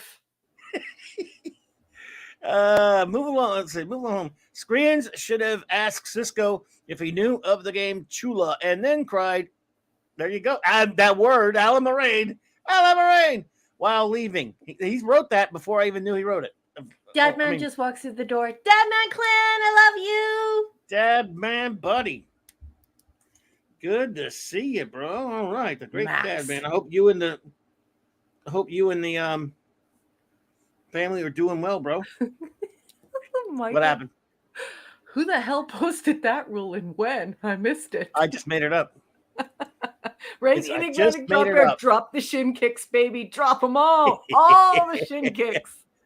Thank you for that review, Michael Beacom. But hey, he said the word. So he did. By the way, I didn't even know he said the word. I got to admit, I didn't, because I stopped and did that and then saw he said the word. But he said the word. What word is it, you might ask? No, I'm not going to do it yet. But I will take this break to do this, everyone, just in case you were all wondering. Crap.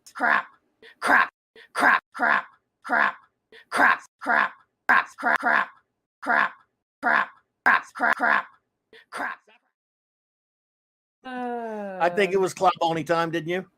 It was. Boosh. I starred your comment. I'm going to get to it as soon as the boss puts it up on the marquee. And I would like to welcome Kamloops. Kamloops, what's up, buddy? The man from the 70s. Okay, what oh, this one here? Yeah, don't worry. It's not a big deal, boss. That one? No, he's got It's clobbering time. He did that for you, so I had to put that up on Thank the you. marquee Yes, because I it's cute. I had to say it. Yeah. Shooter says, I don't like this one. It gives it a D, by the way. Sorry, D. I don't like this one. It starts off strong. Kira working to get Bajoran culture up and running, and a new alien culture that the crew need to learn to communicate with is interesting. Yes. Fair cop. Sure. When we learn their whole civilization is on the run from the aggressor that were defeated by the Dominion, like the second or so mention of them, by the way. Woo. Mm-hmm. Haven't we heard of them before? We have. Interestingly, they are a matriarchal society. Mm-hmm. Yeah, they got a bunch of little Twitterati's walking around with them. But that's where the interest drops when we get into religion. Right? Yes. Hope for a better future is shattered when prophecy interrupts Bajor as the Skria promised land. Mm-hmm. Yeah, that was just, oh, God. Oh, my Yeah, goodness. and I just want to say I have no dog in that fight. I'm an agnostic. I so it's not like I'm hardcore there, but it's just like, really?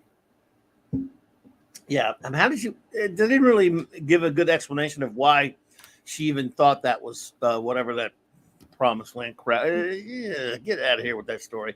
The Skria trying to force themselves onto Bajor is painful to watch. The Bajoran rejection understandable when an appropriate new world is found. Absolutely. The Bajorans did nothing wrong here. The final words from Hanik really stick to me. You can try to help someone, but their stubborn arrogance ends up breaking a friendship. Also, What is with that hair? Yeah, no kidding. They were a bunch of ingrates, if you ask me. Dave G. Sound says, as Logan 5 says, there is no sanctuary. Do you have Yeah. is your palm blinking red? Scraped by with a D- only because of Nog and his vape spray. Dave. Oh dear, Neurotonax Amanda Bear says B. This is a classic Bajoran episode for me. I found it bad and corny, but somehow I'm amused in the end. Looking back, I find the poor migrant farmer aspect way too on the nose. I'm right there with you, sir. Thank you, Neurot. Wolfie says, rating B-. Very interesting premise about the universal translator slowly picking up words as it's exposed to more communication. Hell, that's good sci-fi because it's based in fact. That's exactly it. Anyone notice the screen ships or Promelian battle cruisers? No, I didn't. But I trust you on that one, Wolfie. That's why. I trust you. Absolutely. Yeah, that's why we look to you for that kind of stuff, honey. Yes, you're our spaceship designer there. Great story and does not end how you think. The Dominion mentioned again, so it is an evil federation. All right, well, we have a different view there. Yeah, that part does work, right? Yeah. Scuba Pete says B. Sung Like Cecilia by Simon and Garfunkel. Screens, you're breaking my heart. No way am I, because I can't remember that. I like that Simon and Garfunkel, but that you're breaking my heart. Oh, that one. You're shedding your skin so daily. Go for it. No. Do it for us. Kira's down on her knees. She's begging you, please come to Bajor. Make a biodome. Damn it. Scuba Pete.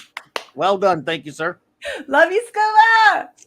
Now I will turn the helm over to you, number one, for a second. Okay, You've got our wonderful friend Jill and our good buddy Lignagmatic and Drop Bear, and I will go over to the other side and monitor. Got it, boss. So everyone should know Jill is back in the chat. I hope she had a lovely dinner with something delicious, because she deserves something delicious. So hi, you beautiful nerd, you big nerd, you INTJ. I love ya. Okay, she's got a two-parter. She gives us a D-. She says, this is purely a political episode exploring how to handle refugees, manages neither challenge Bajor in accepting a grander role in galactic diplomacy. The Skrian matriarchal culture isn't challenged. They're like a mirror to the Ferengi, but that aspect isn't explored any more than Bajor's insecurities as a presence in the quadrant. Okay, I just want to stop here for 1 second, okay? A lot of people on the internet act like they're experts at everything because they have Google. And so they go and Google crap and they put it in these chats, and it's just empty bluster. It's just froth and crap that I don't want to hear. I absolutely love this beautiful message up on the marquee right now because it is so intelligent and so insightful. Not only is Jill speaking as a fan who knows what she's talking about here, but she also steps out of her fandom and into thinking what the author must be thinking. Now, I want to unpack this here. Listen to how genius this is and think about what Jill's saying here. The Skrian's matriarchal society isn't challenged. That's a really good point. Okay, wow. But it gets better. They're like a mirror to the Ferengi, but that aspect isn't explored any more than Bajor's insecurities as a presence in the quadrant. This is a stroke of genius. This is a beautiful way to unpack this. This is great critical analysis. This, if she did an essay on this, I would have given her an A+. She would have got 100% from me. Right. That is so brilliant, Jill. It is brilliant because that is such a cool thing that I didn't even think of anything like that. That's such a brilliant authorial idea. Just last week, we got rules of acquisition when we all see that, and the episode is geared for and we rightly all condemn the way women are treated in the Ferengi society. This episode does nothing to do that. Yes.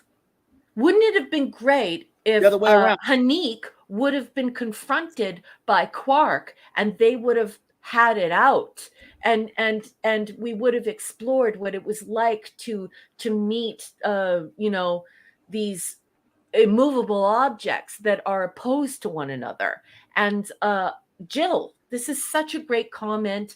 I love it because it shows your passion and understanding of this IP that you love so much, but you've really stepped out of being just a regular fan here, and now you're starting to speak academically, and you're starting to speak like you're thinking, why did the author miss out on that on this opportunity? And that's really book club. That's really Right. academic. I love this comment. Genius. It's brilliant. I mean, Love it. I didn't even think about it because we all, every time we hear the Ferengi, when they when they reference the Ferengi and how they treat women, automatically, even if they don't, I mean, they don't even have to come out and put a banner, a chyron in the episode saying, in case you needed to know, it's wrong what the way Ferengi treat women. We just automatically we know it.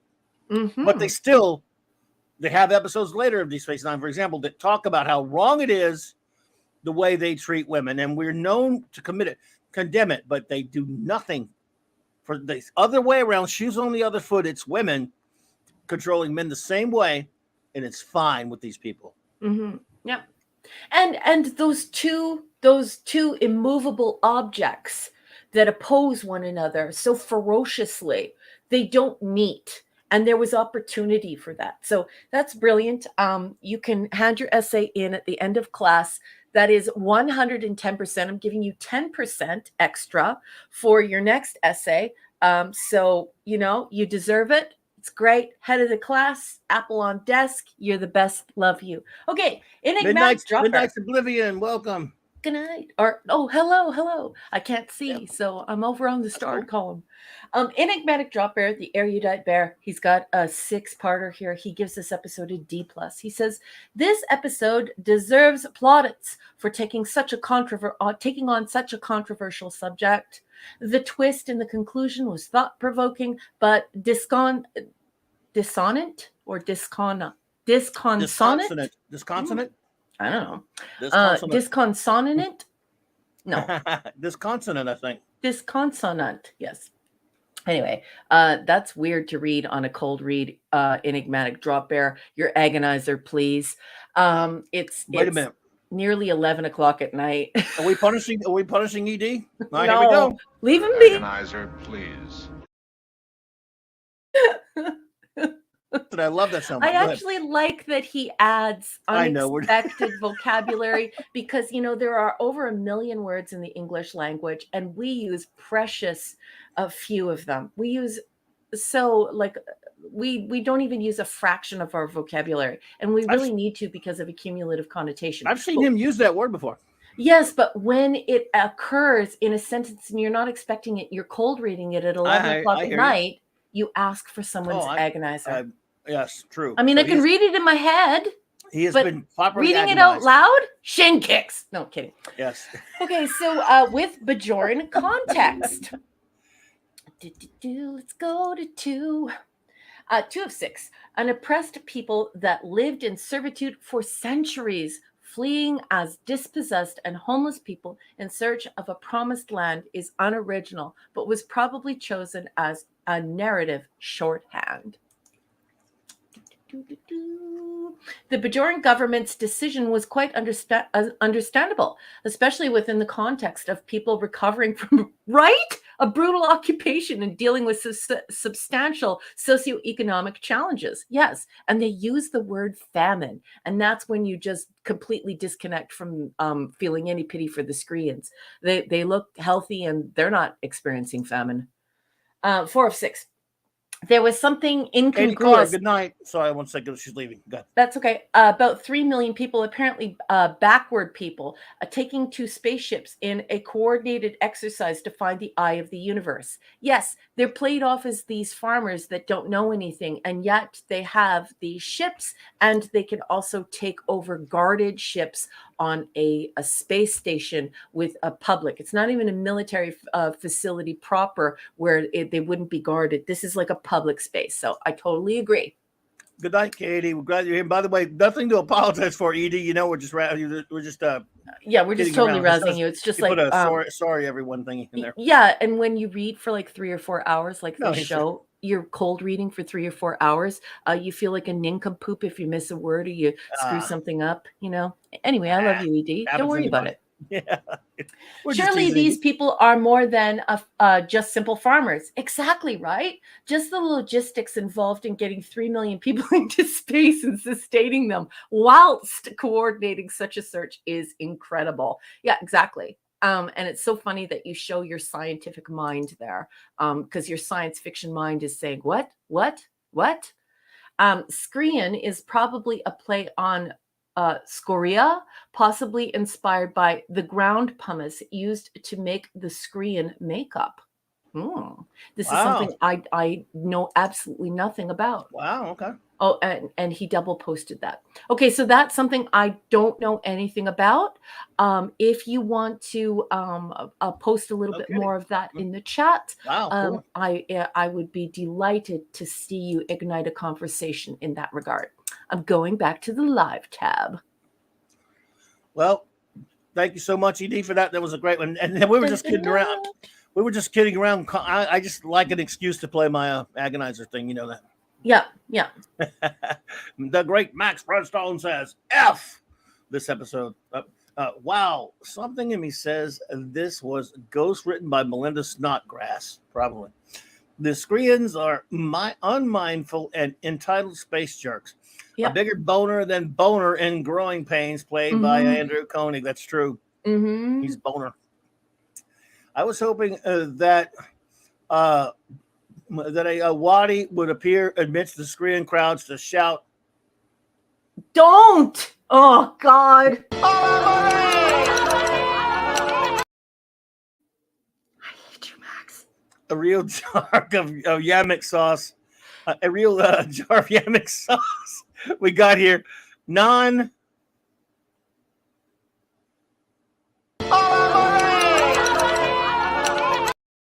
it again? Morning. Crap.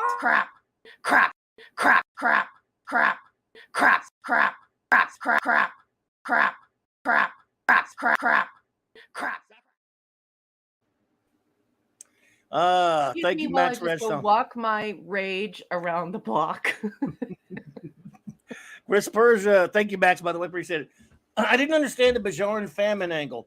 They've shown on multiple occasions that Bajor is a lush, green, fertile land with plenty of water and even majestic waterfall. And why would the Cardassians? Never mind. To hell with it. You're absolutely right, Chris. It's just terrible. It. That's not a rating, but I thought that Chris made a good point there, No, and I wanted it up on there. No, it's a good point. And again, good to see you, Boosh. It's clobbering time. Yes, I'm a 3-year-old. I love playing that stuff. Chris Berger also says, Raquel, you are amazing with a pair throwing confetti. That's what the super sticker was from Gil. From Gil. Thank you, Gil. Cardinal Sin and Boss Man. Cardinal Sin has sent another generous gift to you. I have it starred. Oh, my goodness. Okay. Thank you so much for the $10 super chat, Cardinal Sin. He said, so I heard that Babylon 5 was on the way. DS9 was rushed into production to compete with it. Which came first? Well, there's a lot of talk about how Babylon 5 was shopped to Paramount, but they decided and then they went ahead and did their own thing and turned JMS down. That's been going on forever. I don't really know exactly. I can't really say for sure. Cardi, it's an interesting. I can point you to some info that talks a little bit about that. Like what's the guy? Dave Cullen. Dave Cullen has a great video about that. Yeah, I love his. He's great. So, I'll try to see if I can remember. Send you that video there, Cardi. And thank you, Michael Beacom, for the $10 super chat. Says Keiko signs the Who. Signs the Who. I know you defend me. Now here's a surprise. I know that you have caused their sensors in my eyes. Of course, I can see. Oh, Miles. That's almost like he wants me to play something. No. Crap. Oh, Miles. Crap. Oh, Miles. Crap. Oh, Miles. Oh, Miles. Oh, Miles. I I'll don't be know right back. I'm just going to go rage walk around the block. I'll be right back. Raquel, how do you feel about the name Rocky? I don't like the name Rocky because I What's that think in there? it sounds too masculine, but I will tell you this. In radio, people called me Rock, which I did not mind. And they spelled it with a Q. So I don't mind being called Rock, but Rocky is kind of masculine to me. And so I don't enjoy that name. But yeah, Rock's okay.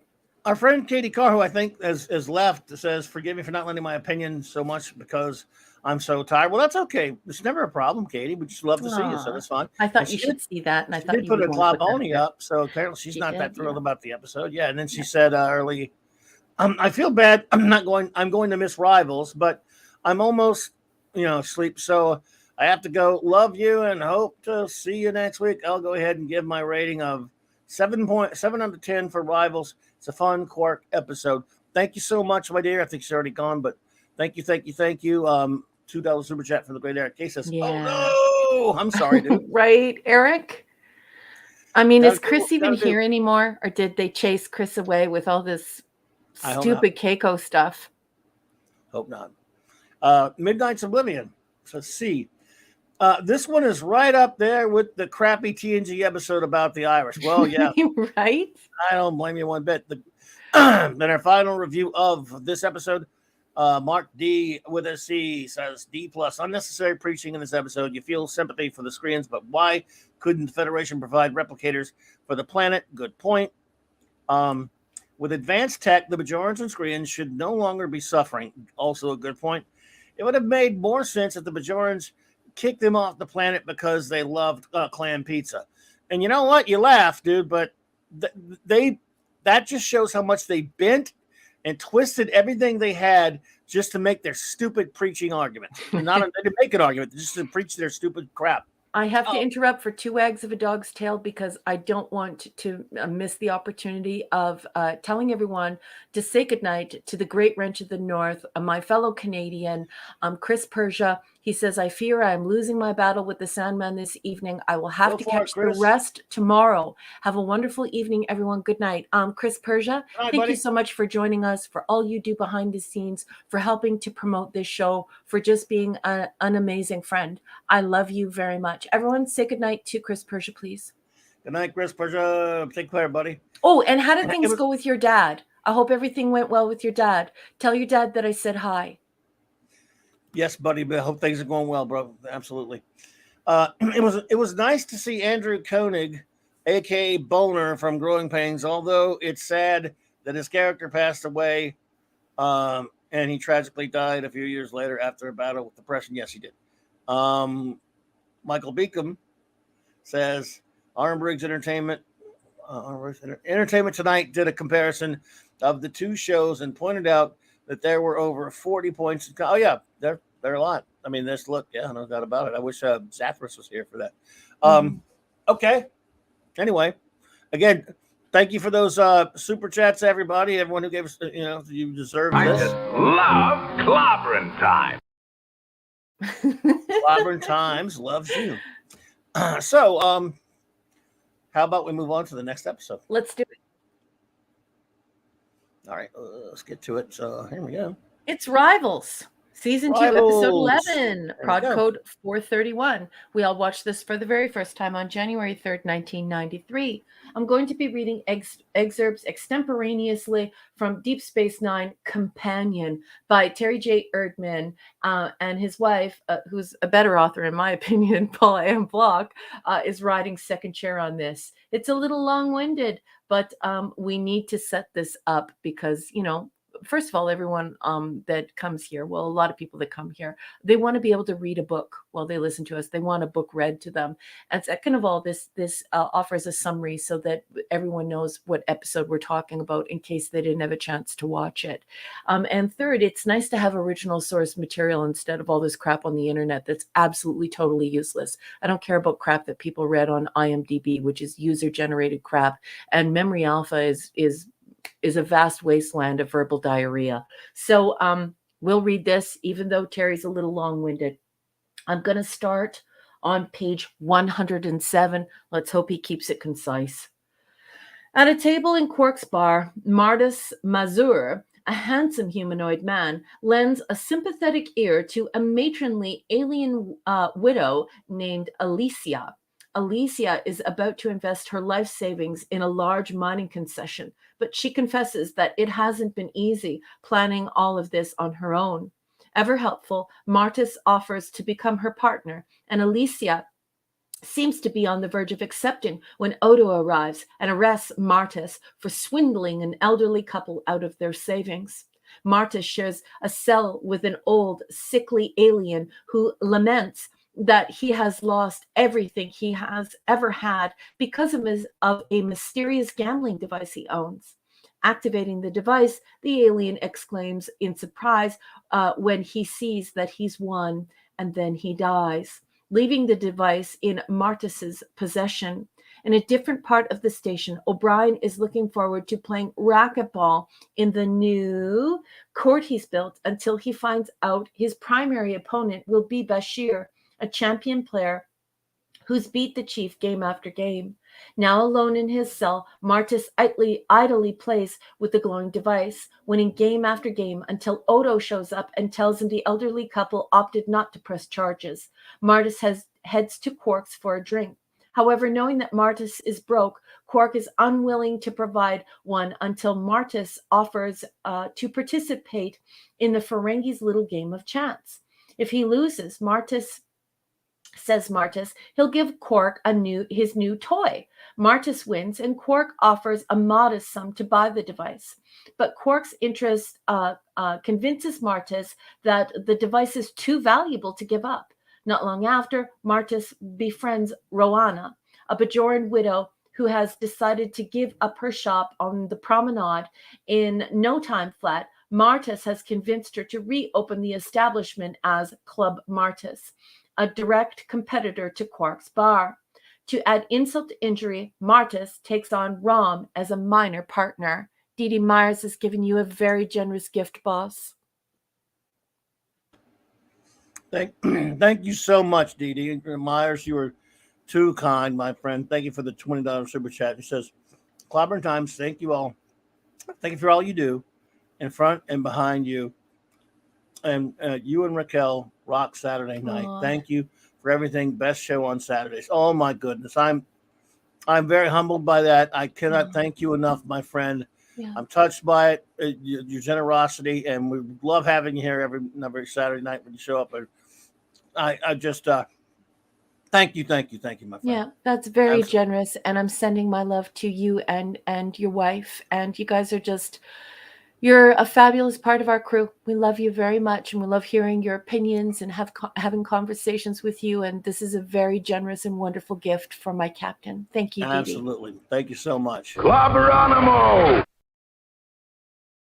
To the text, Martis's good luck seems to be growing. He's filled his bar with replicas of the original gambling device, and customers have flocked to Club Martis from Quark's to try them out. In the meantime, curious turns of luck are occurring all over the station. Dax finds a lost computer program, and Bashir continues to win in countless matches against O'Brien. At the same time, O'Brien is experiencing a streak of rotten luck, as is Kira, and of course, Quark. Wondering if something physical is causing the odd fluctuations of luck, Cisco and Dax conduct a scientific investigation. The competition between Bashir and O'Brien gives Quark an idea to win back his business, and as he puts together his plans, the flow of luck seems to shift. Suddenly, Martis has to pay off a roomful of patrons who all simultaneously hit jackpots on his gambling devices. And Quark has managed to draw quite a crowd back to the bar to bet on an upcoming match between Bashir and O'Brien, a match that they are unable to get out since Quark has promised half of the proceeds to charity.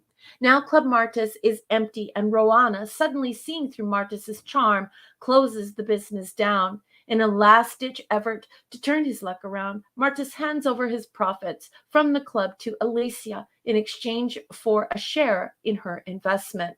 Dax's investigation has led to the curious discovery that the solar neutrinos passing through the station are not spinning in accordance with the laws of probability.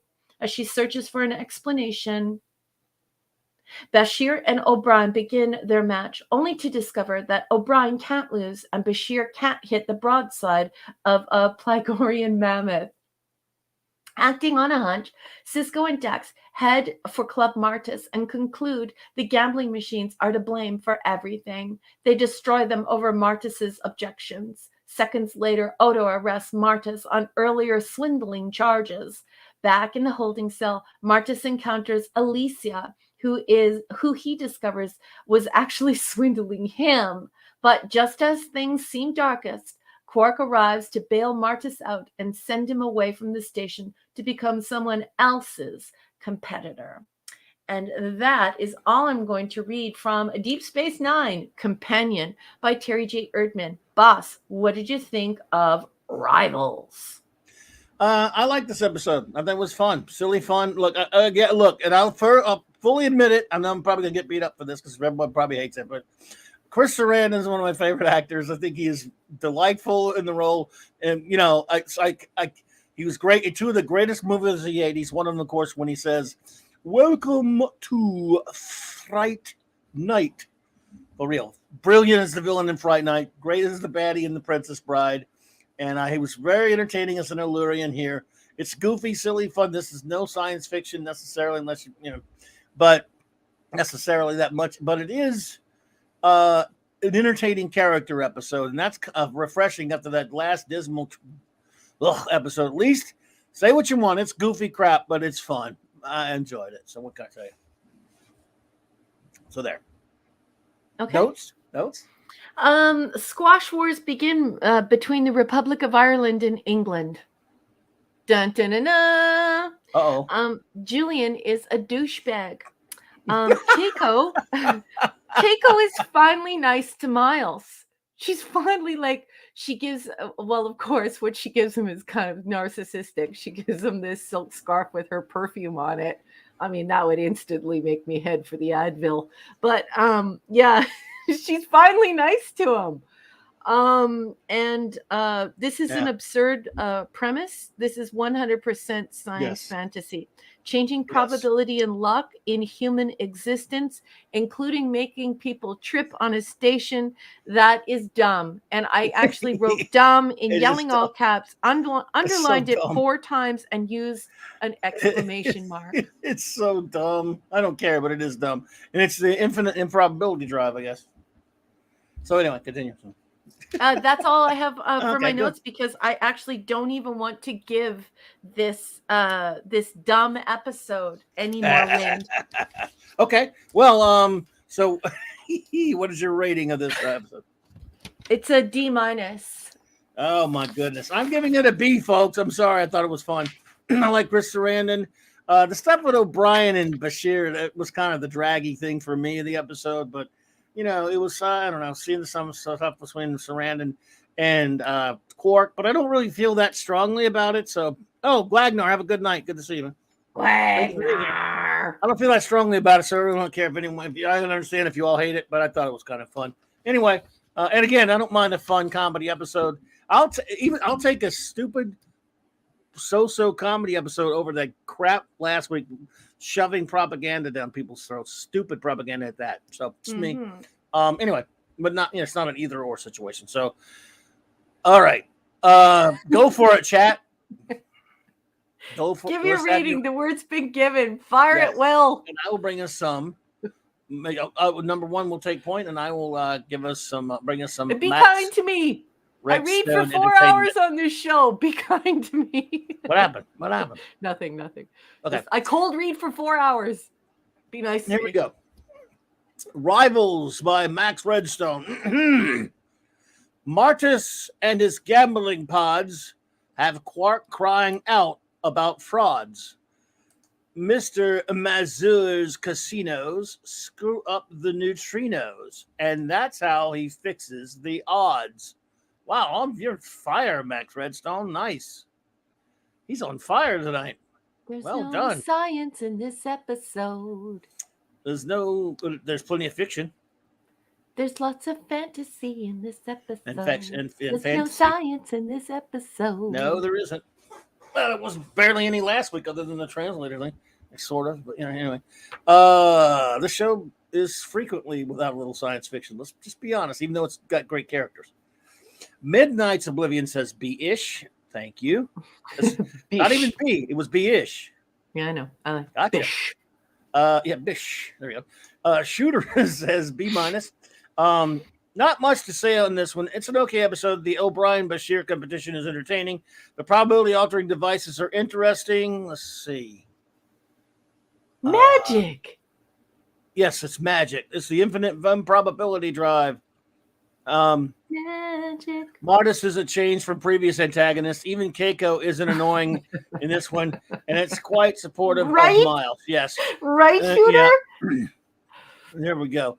Dave G. Sounds says, C. It's a fun filler episode. What was so great about the device anyway? It looked really stupid. A hard to detect RNG game capable of destroying the station. Are there no dice anywhere on DS9? No, probably because they were I was almost going to play it, but I'm not going to do it because you're missing the game. And when you say a game, I could play this sound, but no, I'm not going to do it. Just kidding.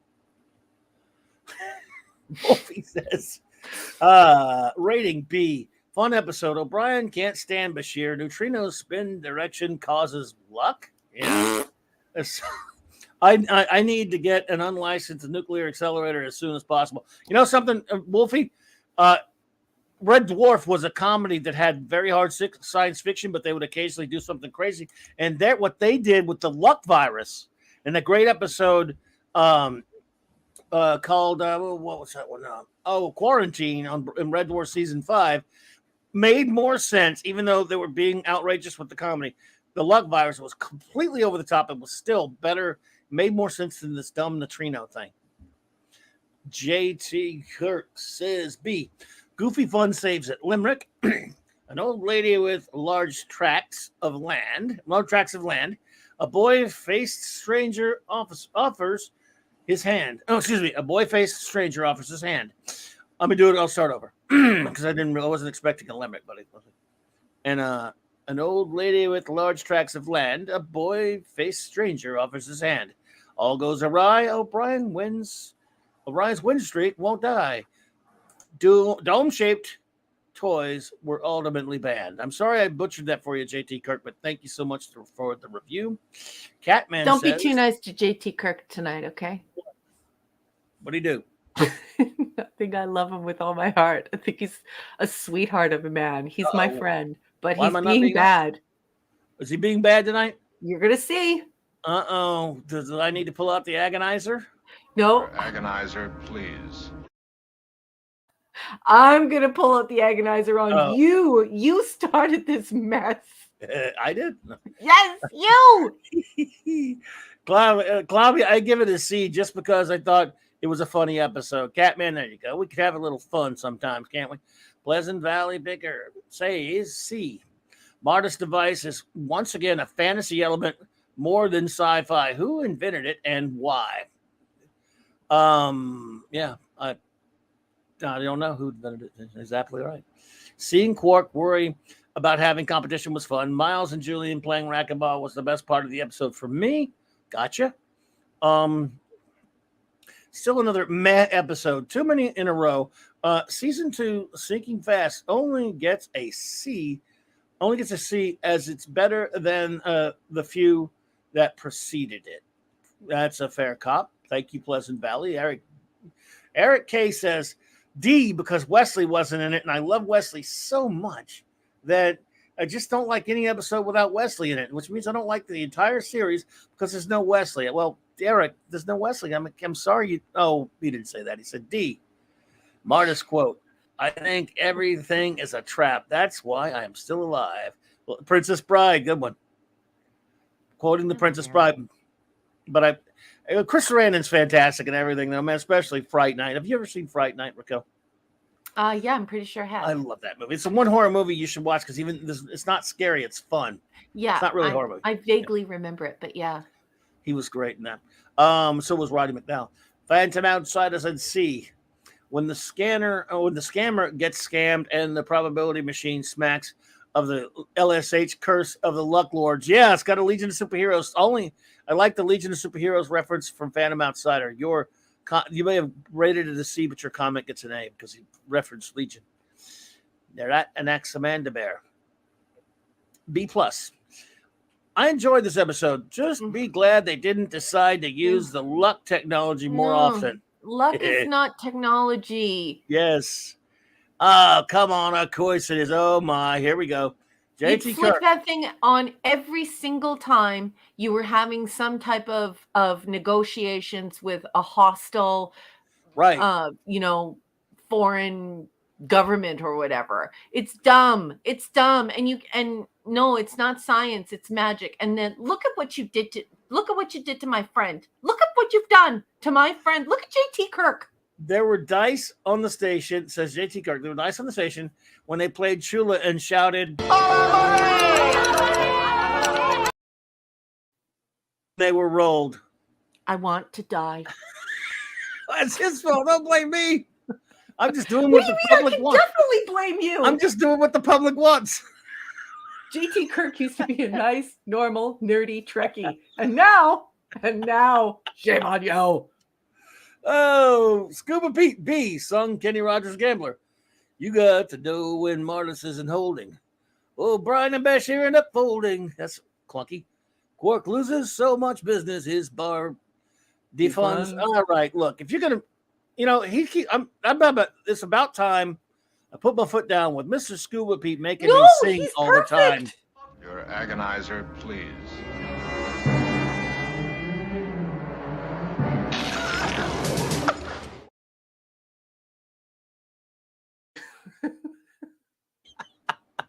How could you do that to Nice Papa one, Scuba. Pun?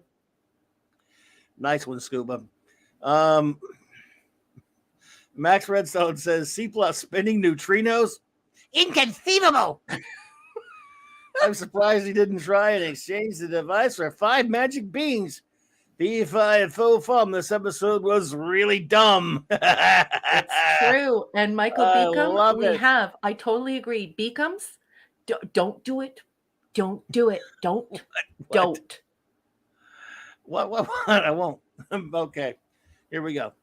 C- for Michael Beacom says, nice try to attempt to use chaos theory in a story.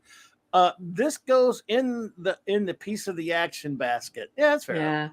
It was entertaining, and Miles versus Bashir was the battle was good. Yeah, that's what I say, Michael. You lighten up, have a little fun. Can't kill you. After that last dreary garbage we got, where I draw the line was a replicator just able to copy these things with no idea how they work. Yeah. Well, again, it's already such fantasy anyway. Give me a break. Companion. Look, a whole society really patting themselves off of old Chicago may not hold water either, but I love the episode. So what are you going to do? Companion P108. People didn't like it. Director David Livingston notes. Oh, really? People didn't like it. Well, I guess when he so. starts quoting a vetted text, I listen. And so I love this. He's got more here. Yeah. Let's see. What do I continued? The episode seems to have struck out with both viewers and crew. Who am I to argue with the showrunner? Yeah, well, you know what? They just can't please everybody. So as the song says, so you got to please yourself. Now, number one, if you will jump over, we have our good buddy ED. But don't please yourself in public because you'll probably get arrested. Good point. Go for it. Hello, enigmatic drop bear, the erudite bear. I love you, my sweet bear. He's got a 3-parter here, and he's giving this a D-. He says this episode had some nice character moments, but the concept underpinning the story was ridiculous. Oh boy, here comes another noisy motorcycle. Go for it. That's Okay, fine. good, good. It's okay, they're gone. A technology that can devise and implement a specific future outcomes from unspecified and random future events is preposterous. Yes! What is it? A time traveling piece of mischief? No, it's magic. It would appear they were going for dirty, rotten scoundrels, but Chris Sarandon is no Michael Caine, and Kay Callan is no Glenn, Headley. Is Guinan really of the same species? Ah, I thought the same thing as Yes. Mazur and Soren. I love that you thought that, because I did too. Great review, honey. Let's get on to the nerd. Hi, gorgeous. Let's do this. She got a two-parter. Gives the sucker a D. A mysterious purple toy has an unexplained effect on matters of probability with no attempt to make any sense out of it. It's like the monkey's paw, but Yeah. instead of wishes, it controls your fate. Right. I love this review. Yeah, well done. I enjoy seeing a snaky, malicious Elarian instead of the good and helpful Guinan. But the story itself was dull, leaving us with a new rule of acquisition and racquetball. Racquetball. Yeah. Enigmatic Dropper and Jill, I love you both. Great reviews. Thank you, sweet peeps. Yeah, way to go. Michael Beacom says, we have just crossed into the Pee-wee's playoff zone. The secret word is, nope, not going to say it. I can say it. Don't you dare, Michael Beacom. Should I say it for him? No! I don't mind. It's no problem. No! All right. Okay. But what about Larry? He's given so much to us. He's given out memberships. Okay, He's been such a good friend. So Larry says, you bet your life TV show hosted by Groucho Marx. The secret word is...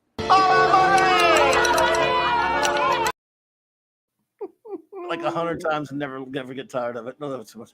Okay. Are you guys hearing this? Like, do you realize what you've done to my captain? My formerly very rational captain? I've never been rational. Wait a minute. I resemble that remark.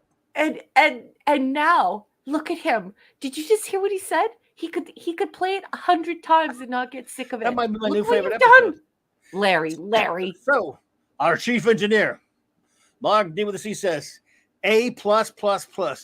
I love this episode so much. I'm thinking about burning all of my other episodes, all of my other Star Treks, even all of my other Star Trek toys, because it's so good. All I need is this episode out of life. I decide that I'll probably only ever watch this episode again and never watch anything else with Star Trek again, because nothing else could come. Oh, sorry. My luck. Sorry. Different review. Never mind. Start. D-. I'm D+. Sorry. D+ for Mark D with a C. Well, and he's usually so easygoing. I can't believe it. Another clunker, the CLOBBERIN might need a tire change tonight from all the mileage. It's inconceivable how silly the science was. What science? Between the probability device, the infinite probability drive. There. Everyone knows to cheat in a casino, you smuggle in ORAC. Yes. Oh, I miss nice. ORAC. Gambit. I love the ORAC. Villa weighs 73 kilos, Avon. Some fun character moments in this episode, but it can't be saved by Sarandon, a.k.a. Longshot. Yeah, he is Longshot. That's a Marvel Comics reference. Wow, well done. I need some iocane power, please. And now What's iocane powder? That's a Princess Bride reference with Chris. Okay. All these. It's just my brain is swimming. And I love swimming. That's a thing with me. I love referencing. I love you, Larry. Don't worry. It's only mostly Dad Bush. That's right, Bush. I am pressing your agonizer, though. I love you. I don't want to agonize you because I love you, Larry. But Larry, you need to stop enabling the boss. Hey, Larry, I appreciate you, and so much so that you get this. I just love clobbering time. Well, thanks, sweet baby Jesus, that it wasn't the other thing. Oh, no. Iocane powder is powder. noted as being one of the deadliest poisons known to man. It has no odor, no taste, and will dissolve instantly when poured into liquid. So is this fictitious or real? Yeah, I don't know if it's fictitious, but it was in the Princess Bride, so yeah. But I don't know. Anyway, I spent years building up an immunity to iocane powder. That was, I love the quote from the movie. Okay, so are we ready for our final episode of the We evening? ready. Okay, while you do that, I'm going to go take a pill while you start, and I'll be back. You take the con. Here we go. Our Okay, final episode sweetheart. is The Alternate, my friends, and I shall be right back. Thank you. Go for it. Okay, the boss isn't at the helm, and I need to read off of this PDF. So everyone, protect the chat, please. I love you. Thank you. Okay, so tonight's fourth and final installment in this episode of Saturday Night Star Trek is The Alternate. This is season 2, episode 12. This is prod code 432. We all watched this for the very first time, well, most of us anyway, on January 10th, 1993. Now, I'm going to be reading extemporaneously from the text. It is a vetted text. I highly recommend buying it, although it is inordinately expensive. It's called Deep Space Nine, and it's written by Terry J. Erdman. Now, he is the husband of Paula M. Block, great Star Trek writer. Buy her stuff. She's terrific. It's all original source material that she vets. It's just outstanding. So anyway, I'm going to read from page 110. Cold read. Sorry if I make mistakes. Odo is not terribly happy to see Dr. Mora Paul on Deep Space Nine. Mora is a scientist who was assigned to the shapeshifter after the Bajorans found him, and the memory of the days when he was a living experiment make Odo very uncomfortable. But Mora has come with news. Bajoran space probes have picked up signs of DNA similar to Odo's on a planet in the Gamma Quadrant. Mara would like to borrow a runabout to investigate. Sisko readily agrees, and soon Odo, Mora, Dax, and a scientist named Weld are on their way. Can you smell the red shirt? That's not in the text. Along the way, Mara entertains Dax with stories of Odo's early days, much the way a parent would speak about his child, if that child had been a lab specimen. The foursome beam to the surface of the planet and explores some stone ruins, finding a tiny life form that may be related to Odo.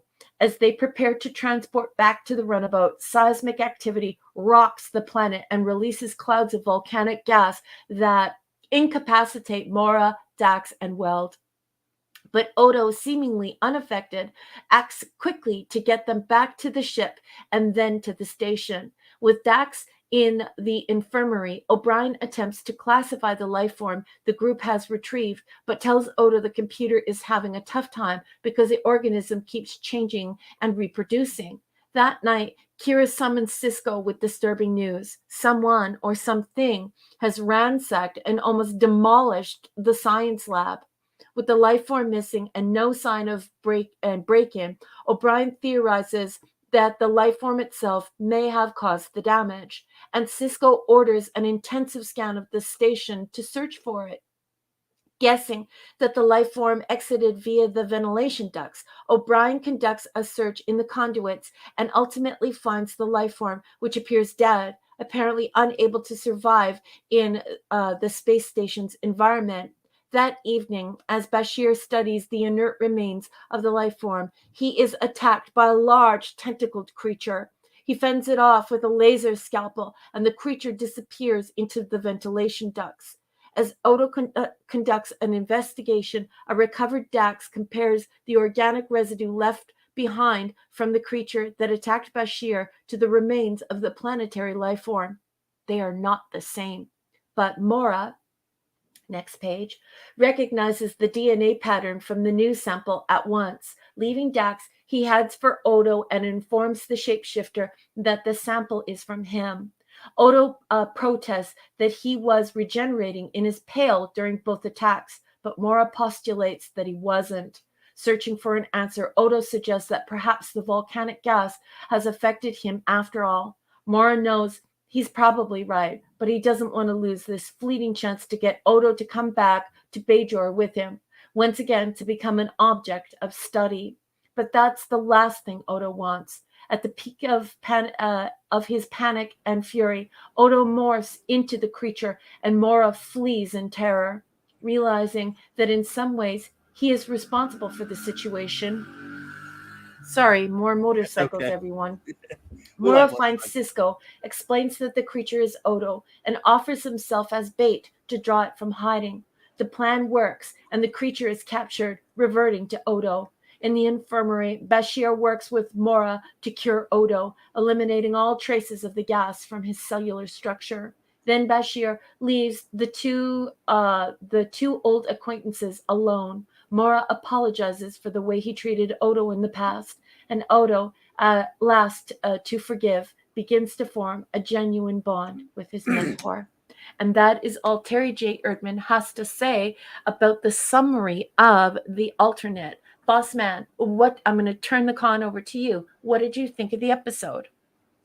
I like the episode fairly well. Again, I'm a big Odo fan, as we've already established here. And I thought an episode that features Odo, and I like Dr. Moore. I think he's a good character. Yeah, I have no problem with the episode. I thought it was a pretty solid, entertaining episode with some good ideas. I think, again, I like it. So, notes? Yeah, okay, perfect. And another motorcycle just went by, so you have We love excellent motorcycles timing.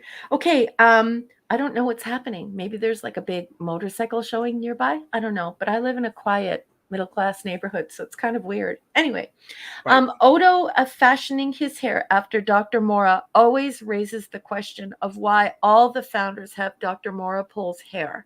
So this gets brought up a lot, and because we have Dr. Mora Pole here, lots of fans, lots of Trekkies talk about it, and they talk about it in this episode. Oh, that's interesting what J.T. Kirk said. You saw that? No, what do you say? Not sure if it has wiki account, but the plot section of the wiki page from this episode significantly copies the first few paragraphs without attribution. I assume he's talking about that book. So, Ooh, I'm going to report them. I love you, Weird. JT Kirk. Good job, baby. Well done. Yeah, always use in-text citation. In-text citation proves easy. that you're smart. It doesn't prove that if you plagiarize someone, it proves Right. you're dumb. And the more in-text citation you use, the more people realize you're well-read, you know what you're talking about, you have sources. I don't understand why people plagiarize. And I love you, JT Kirk. Well done, JT. Klingon opera, what is it good for? I love that Jake says this. It's like algebra. What is it good for? I just think that it's so cute. Nothing. Sorry. Yeah, I raised my offspring on opera. And so it's just so funny that this is the reaction. I just love it. Cisco's dad dies in this episode. Yes. He Oh, dies yeah. a lot. That's right. Cisco tells the story of his dad's death. Cisco's dad is not dead. However, he's dead in at least 3 episodes. He wasn't then they just said, well, I don't want to look back on it. They don't know how. They clearly don't know Star Trek fans. They don't. And the thing is that this is why you have to blame these people for not knowing continuity, not having an editor there to check the continuity. If you're not even willing to make sure that you're coloring within the lines of the story, you're really making a fool out of yourself, because when the pretend world only exists as you create it for the viewer or the reader. If there are no rules, that pretend world ceases to exist, because there's nothing they can count on. So what happens in the furniture of the mind, or the mind's eye, is that story disappears. Bush, he tells the story about how his dad passed. We're laughing because if you know the show, sorry to be spoilery, but he's not dead later. He's not. He's definitely not dead, and he becomes a regular character on the show. So they just keep announcing how dead he is. Anyways, it's so bad. Oh, Bush knows. Okay, I didn't know. Bush, I didn't know if you were sincerely asking or not, but yeah, thank you. I love Larry. Who killed Cisco's dad? .. Time travel. Again. Yeah, who was it? Who killed Cisco's? Let me go check. Who killed Cisco's dad again? Writers. Teleplay by Bill Dial, and story. So the short story was written by Jim Trombetta and Bill Dial, right. And then the teleplay was by Bill Dial. So no excuses. No, I hear you, Boosh, but I just didn't know. I have no idea what you know and don't know. That you can't really read from inflection. Yeah. So cool life form, cool science fiction. I love the original gangsta life form that comes on the station that later turns into, like, heavy metal pudding. It's totally cool. I just love that aspect of the story, and I think that this is an incredibly cool illness for Odo.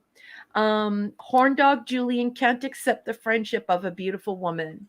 On behalf of all women out there who men generally find attractive, it's okay if you're friends with us. You don't have to be a horn dog, and you have to have a sexual relationship with us. We're pretty good friends. Like we make okay friends. Watch reference When Harry Met Sally. Everyone, just saying. Mora says, "Dear God, what have I done?" This show does this a lot. It uses all these idioms, it uses phrases, sayings from our society, and this really should be caught by the writers' room. It really should be caught by the editors. The Bajorans have no God. They pray through prophets and orbs. They do not pray through the Christian God. So what should have been said here is something like, "By the prophets, what have I done?" Yeah, so that's weird. It's a bit weird the way the plot unfolds. So Odo is protecting the alien dies. Odo becomes like the alien, so they both have the same illness from this planet, but the other alien was living with the illness, and now Odo is quite sick from it. Then Odo tries to kill Mora Pol, and then the illness, without explanation or remedy. So it's sort of weird the way that they cure Odo and they don't really tell us what happened there, or yeah, I just sort of felt a little bit empty from that. But I do have to say that I actually really like this episode, and it's because it's science fiction. When we look at these silicon-based life forms, for me, I'm not an astrophysicist. I'm also not a medical doctor. And so when I conceptualize in my mind, as a social scientist, what it would be like to meet a silicon-based or silicone, don't write me letters, silicon or silicone-based life form, and how that affects how it would interact with carbon-based life forms and a carbon-based environment. It's incredibly intriguing, and it's something I don't know a lot about. And so when I encounter this kind of science fiction, and this is the type of science fiction that deeply intrigued Gene Roddenberry, I have to give it props. I like this. I like that it pushes us to realize that not all the beings we meet are going to be carbon-based life forms, and what effect that will have. There's no beating heart. There is no mouth. There are no legs. There are no bones. There is no central nervous system. What's happening here, and how can we conceive it with our limited knowledge of what is possible in the great beyond? So for that, it's delicious. I like that kind of thing. This is science fiction. Yeah, very good episode. So, what is your rating for The Alternate? It is a B-. Excellent. I have it at a B+. I thought it was really excellent. I really like. Again, I'm a big Odo fan. I like the interaction between Odo and Dr. Moore. I think it was terrific and a great performance by. I know I'm drawing a blank on the gentleman's name, the actor who played Dr. Moore, but he's terrific. So liked it a lot. So I will now turn it over to our wonderful chat. James Sloyan. Jim Sloyan. Okay, there you go. Okay, very good actor. And yeah. Anyway, he's I think he played some in some other tracks, but I think he was on TNG once or twice. But anyway, so all right, everyone. I will ask the chat now. Please start out with your reviews. The word is given, and I will bring us some more Max Redstone entertainment. How about that? Dun-dun-dun-dun. Take the card number 1. All right, all right, folks. Our final limerick for the evening. Hang on one second. Nice. Larry, I love you, Larry. Okie dokie. Ready? All right. The Alternate by Max Redstone. Dr. Mora has caused Odo dismay, but they go search for shapeshifter DNA. Alien volcanic gas makes the constable want to kick ass. But Mora saves Odo. Maybe he'll get a card for Father's Day. Wow, nice. On fire tonight there, the great Max Redstone. Well done, sir. Way to go, buddy. Love it. So, oh yeah, that's right. James Sloan played the adult version of Alexander. Thank you, Classic Comics. Now I remember that one. Okay. Thank you. Well done. Thank you. Okay, I saved this one because Max Redstone put a fun thing in the chat. Only sports fans will get this, but Dr. Mora, of course, I love the Jim Moore reference. So, playoffs? Don't talk about playoffs. I just hope we can win a game. Playoffs? You kidding me? Playoffs? Only football fans will get that one or care, but I love it, Max. Thank you. Dr. Mora, Jim Mora. Yeah, anyway. Shooter says B. An all right Odo episode and closer to the Star Trek norm of exploration. I love the Odo and Quark interaction at the start, as well as Cisco and Jake's parental talk. On the surface, Odo and Mora's relationship seems like a strained father-son relationship, but it is revealed that Odo views his childhood as treated like a caged, abused guinea pig. Yes. Indeed. You must have a lot of motorcycling going on out there. When Cisco was awoken in bed, he had no pillow or sheets. They have these in the infirmary. The light used by Miles seems like an impractical design compared to current types. Let's see here. I have heard of a story of a detective investigating a crime that was committed by himself when unconscious, but interesting premise played well in this episode. Yeah, that's there's an old I think Nicholas Meyer wrote I think it was him and someone else. There are two different Sherlock Holmes, quote unquote, Sherlock Holmes books, not by Conan Doyle, that they took this from. One of them was a 7% solution. No, but that wasn't it. It was, oh God, I can't remember. That was sort of, but not really. There was another one that I can't remember the title of it now, where Sherlock Holmes is actually Jack the Ripper. So, anyway. I know they took it from a Sherlock Holmes book, but not a Conan Doyle Sherlock Holmes book, just so you know. I don't like Dr. Mora when he identifies Odo as the creature he tries to manipulate him. It is only the revelation that he is the target of Odo's rage that forces him to acknowledge Odo's feelings. Gotcha. Everything all right over there, number one? Yep. Okay, good. Just starring. I'm just waiting for those comments to come through, and we only have 7. Gotcha. No problem. We only have 7. I guess a lot of people must have headed out. I don't know. Let's see. B plus for Wolfie says whatever this cousin life form turned Odo into is pretty frightening. A great episode. Classic Comics says most Odo-centric episodes are pretty good. The glimpse we get of Odo's past is welcome, and the two actors have good chemistry. Odo turning out to be the culprit was an unexpected twist. 4 out of 5 buckets. Thank you so much, Classic Comics. Michael Beacom says C. I like this episode. Still, I hate the way DS9 brings up issues with long-reaching consequences which just get brushed aside. So true. Indeed. So with the wrong stimulus, Odo turns into a monster? Okay. Right. No biggie, and we'll just assume nothing else will ever trigger that again. Yeah, right. If I have a psychotic episode out of nowhere, I think some trust may be degraded going forward. Mm-hmm. Yes. The life of a TV character, eh? The great Bronze Rancher Eric K says D plus. Odo has a dad he wanted to kill. Wow, that's what I said. I got it, Pleasant Valley Picker. Indeed.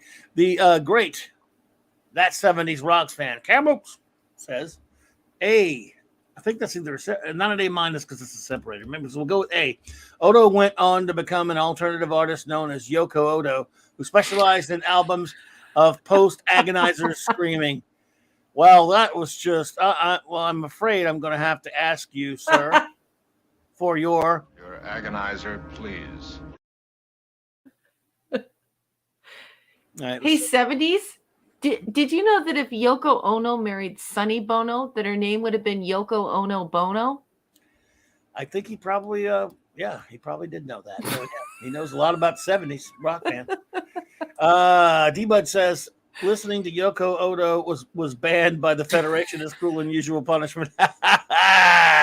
I love it. Larry, whenever I hear her name, all I think of is her screaming and scratching like some cat in heat, saying "Born in a Prison." That show she did with John Lennon. Oh my god.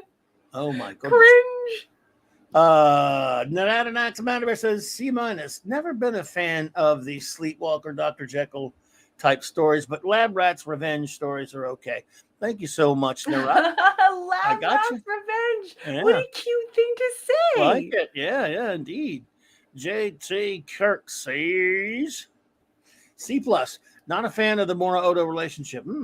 I'm not convinced the writers ever planned it out before this episode. Silicon life forms are on foreign planets. Silicon life forms are found by the pool. Wow.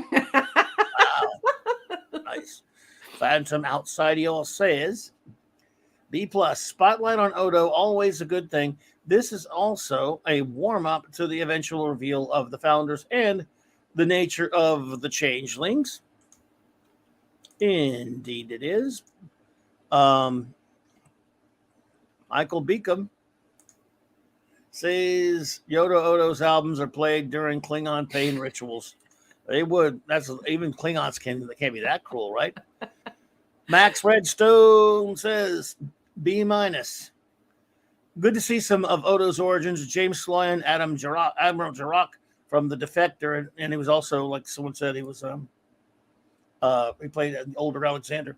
Does a good job in the father figure role to an adversarial and moody Odo. The constable has daddy issues. He does. I love that everyone's saying that.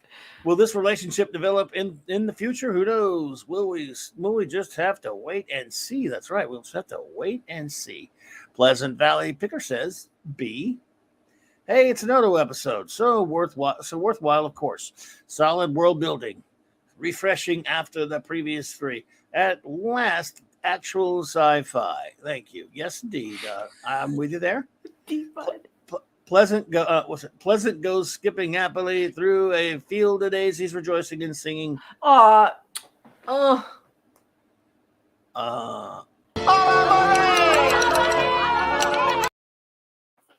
He had to say it, didn't he? I hate everyone except for Eric and Chris. No, D-Bud says, I love you, but geez, you guys. I believe there's an exception for the Yoko Ono punishment, but it only applies to cadets named Wesley. Fair enough. It's a fair call. So take the take point, if you will, number one, and I will go switch with you for a second. I'm hungry. I want a grilled cheese sandwich. Wow. Anti-derivative Jill. So do I. Hello. Yeah, I think I'm going to make it with like 3 different cheeses. I got some popcorn here if you want some. I love popcorn. It's kettle corn too, so you may like it. Oh, I love cheese popcorn. Anyway, anti-derivative Jill, fellow nerd, fellow INTJ. She's got a 4-parter. She gives us an A-. She says, we never find out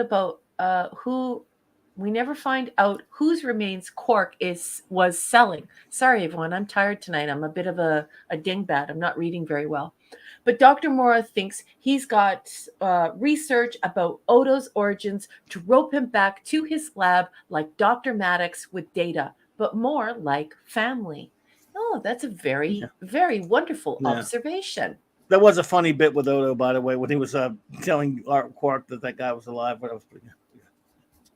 Yeah, and and now that everyone's talking about it, and you think to yourself, is Mora like Maddox, or is he Maybe like a little bit. Dr. Sung, or is he just like any typical parent where he would just rather keep his kid at home? It's a very interesting way to conceive the episode. I like this. So anyway, 204. I enjoy how Mora parallels the investigation properties of the scientific method versus law enforcement, highlighting his role in helping Odo develop his problem-solving techniques. Agreed.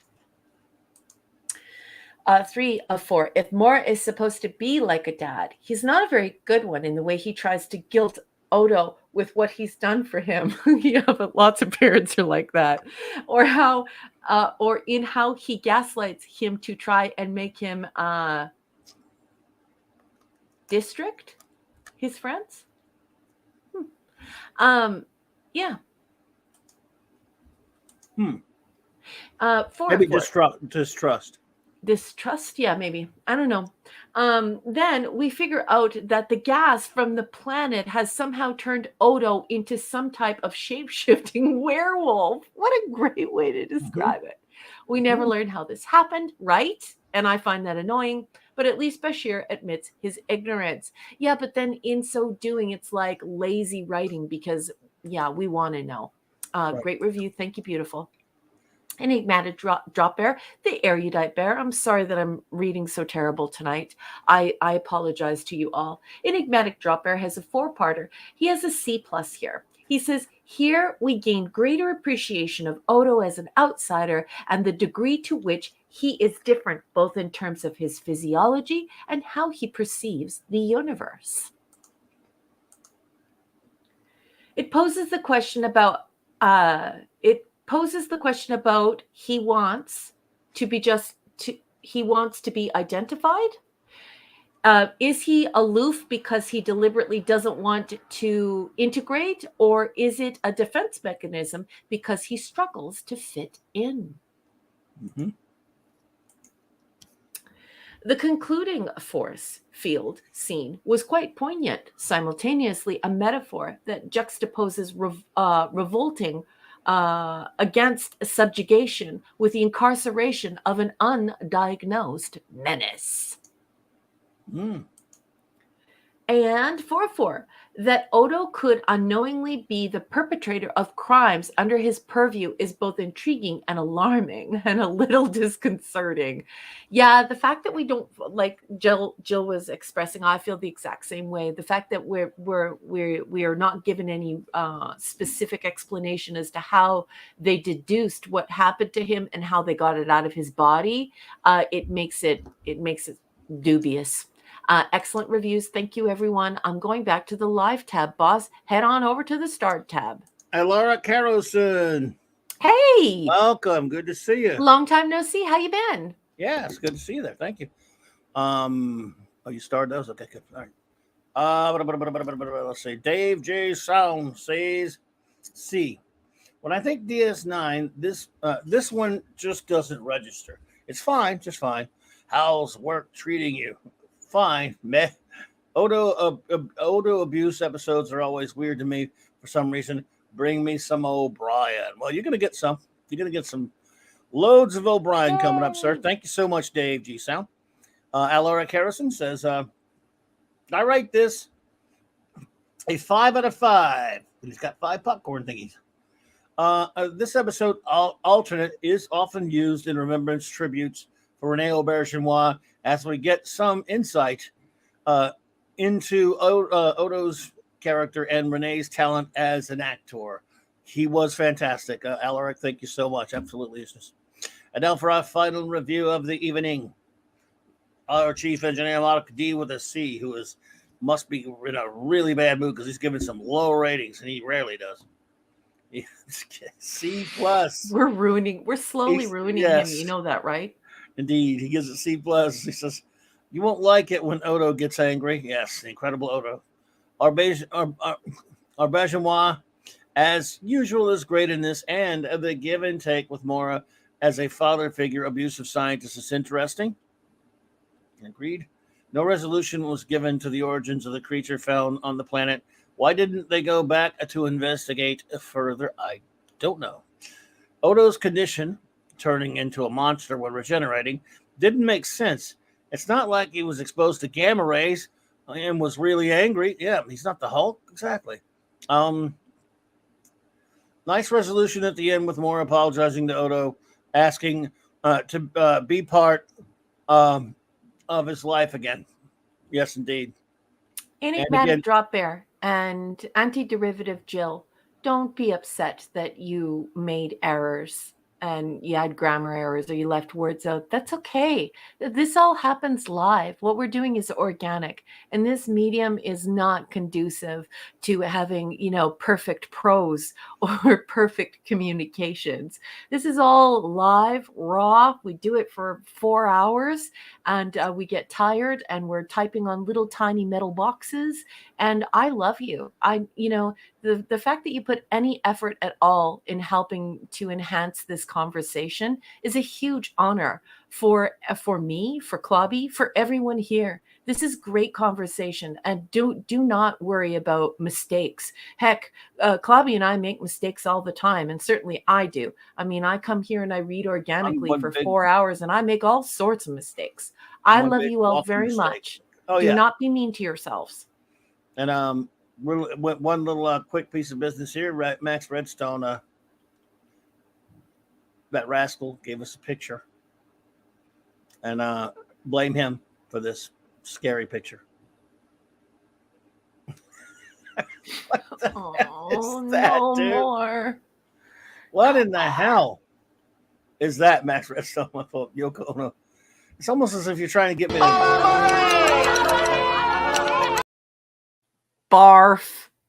Barf. Insert barf icon. Max Redstone, you troublemaker. My goodness. What a troublemaker he is, isn't he? Thank you. Thank you, everyone, for all the reviews and everything. So, we're ruining Mark. Like, not only is Mark more cynical now. Yeah.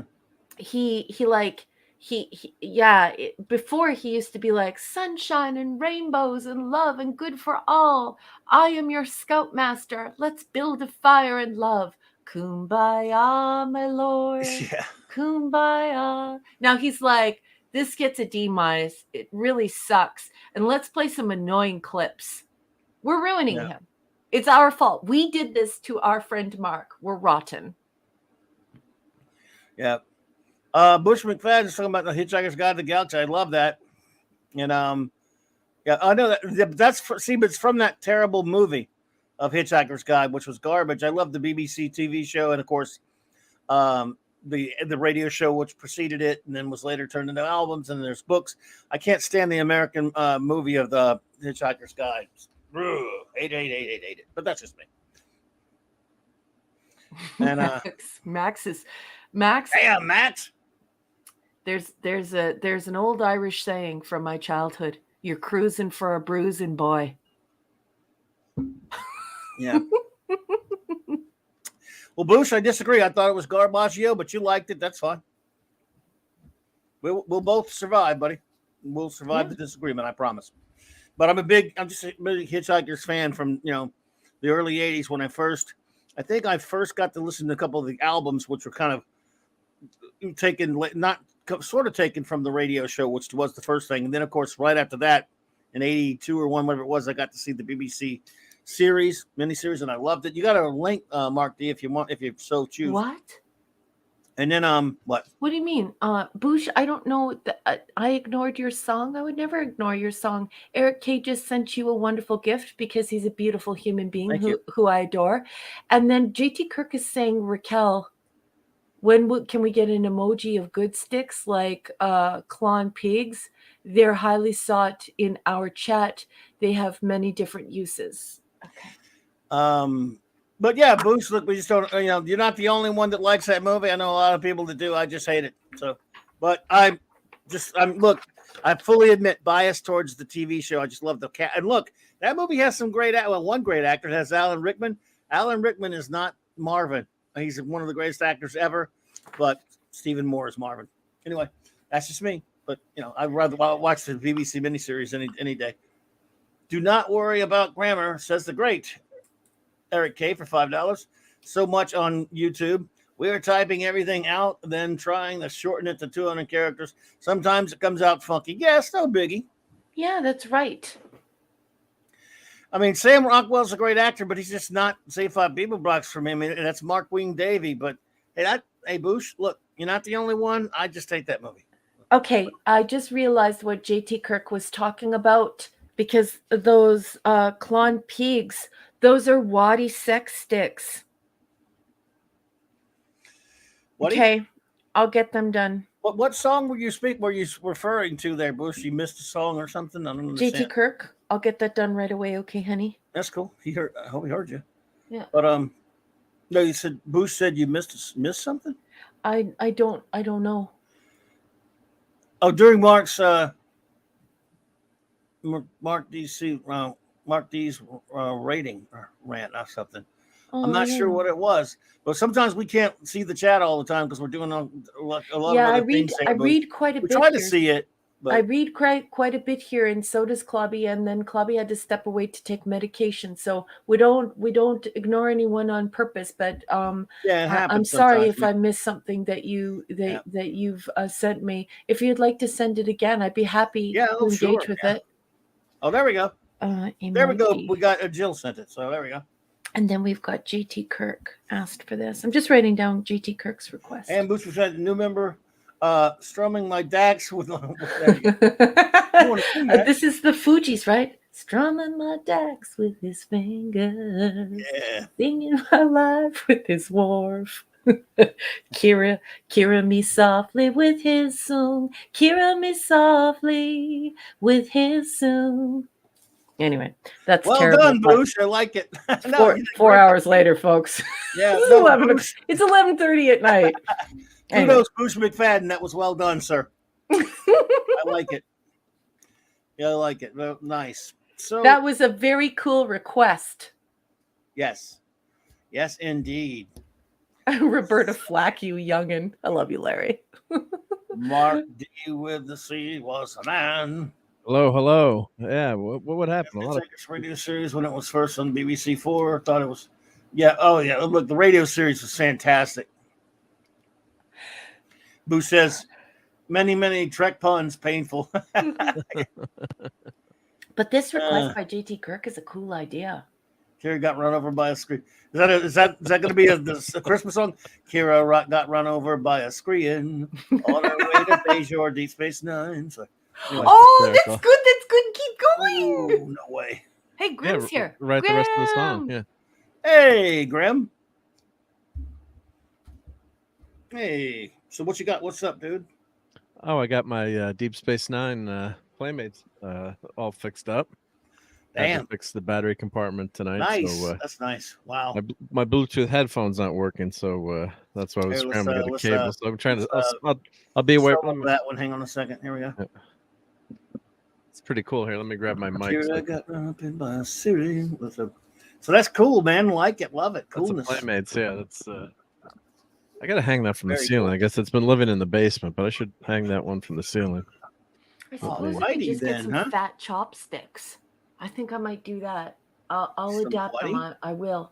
There doesn't seem to be an image of them on the internet that I can turn into a PNG and clean up and remove the background. But I will get it figured out because that is hysterical. They do have very many pleasurable uses. So I will do that. I will do that. Nice.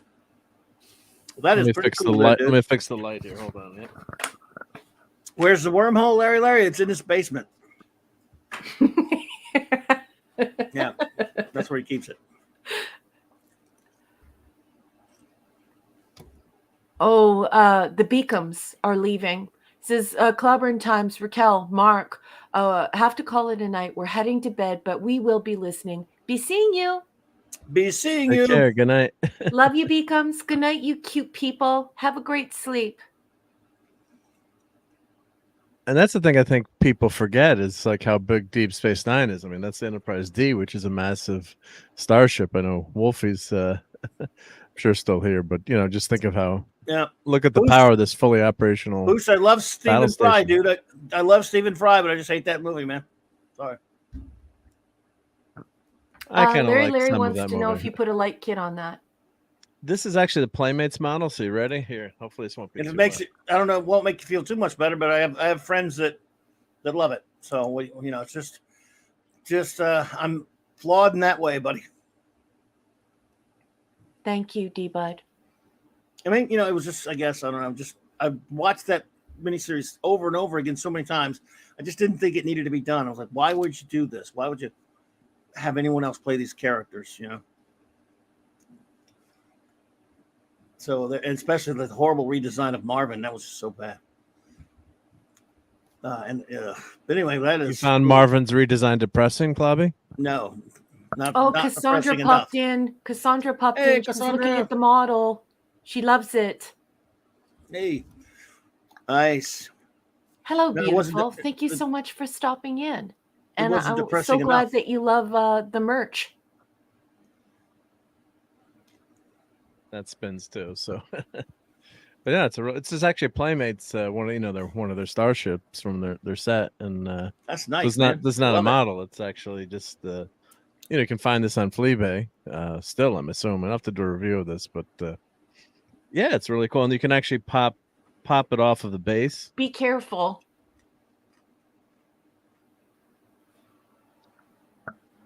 So you can pop her off of the base. So maybe I'll hang this from the ceiling. I'm running out of space, but I think That's this would what look I'd good on do. the- I'd hang it from the ceiling.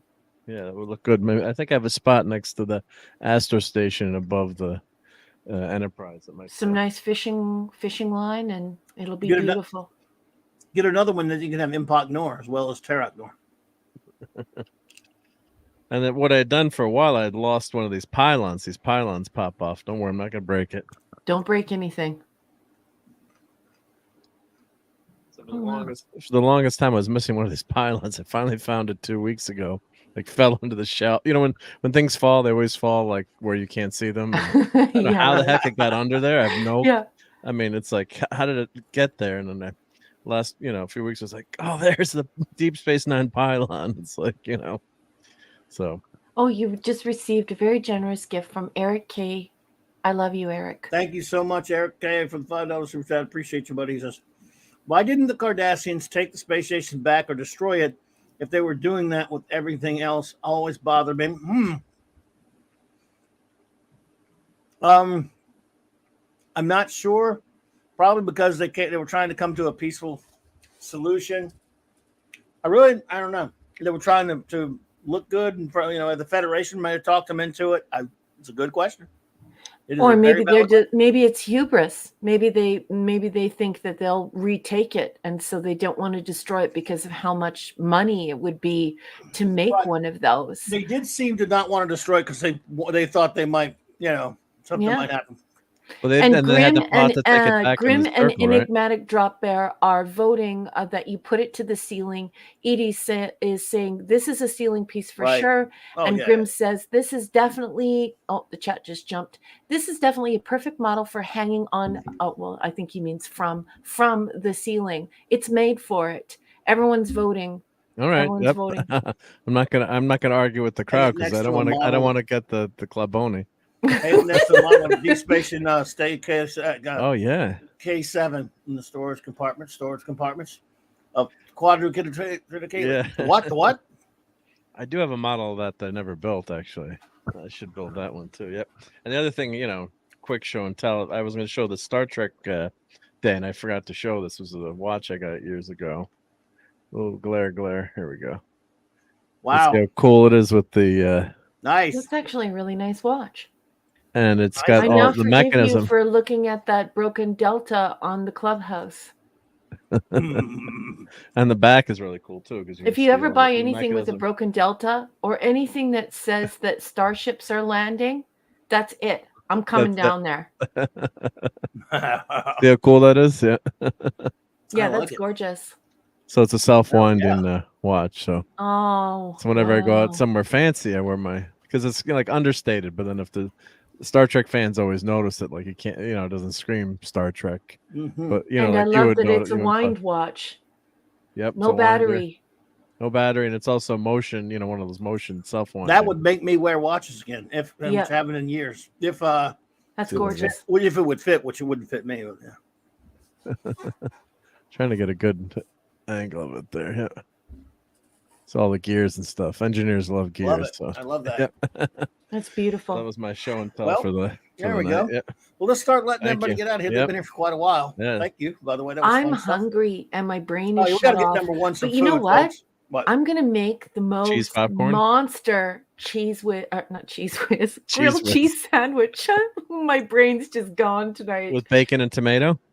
I think I might do bacon, but I think tomato. I think it just might be ketchup on the side. Little ketchup to dip it in. No tomato. Too mushy. Who wants mushy tomato? It's Ugh. good in a grilled cheese, though, right? Boo! Right off No, mushy tomato is not good. You know what's good on a grilled cheese? Bacon Yes, and yes, cheese. yes. Well, I did say bacon Yeah, first. and Yeah. cheese. Yeah. And cheese. Lots of cheese.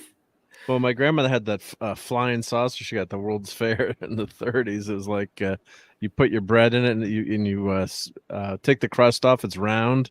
It's like a mold, and you squish it together, and you just put it on the stovetop. We still have it. Makes the best grilled cheeses. So it's so good, and so no crust, and we call it the flying saucer. So you just throw your cheese in there, lots of butter. I'll have to show it to you someday. Oh, it's Larry good. says catsup or ketchup. I can't remember the difference. Catsup is French, right? Or no. is catsup the Sure, I guess. I don't know. original name of ketchup? I don't remember. My brain is so filled with all different types of information that that's something I would have to look up on my phone. I'm too far behind tonight. We will ponder that at a different time, my friends. Ketchup.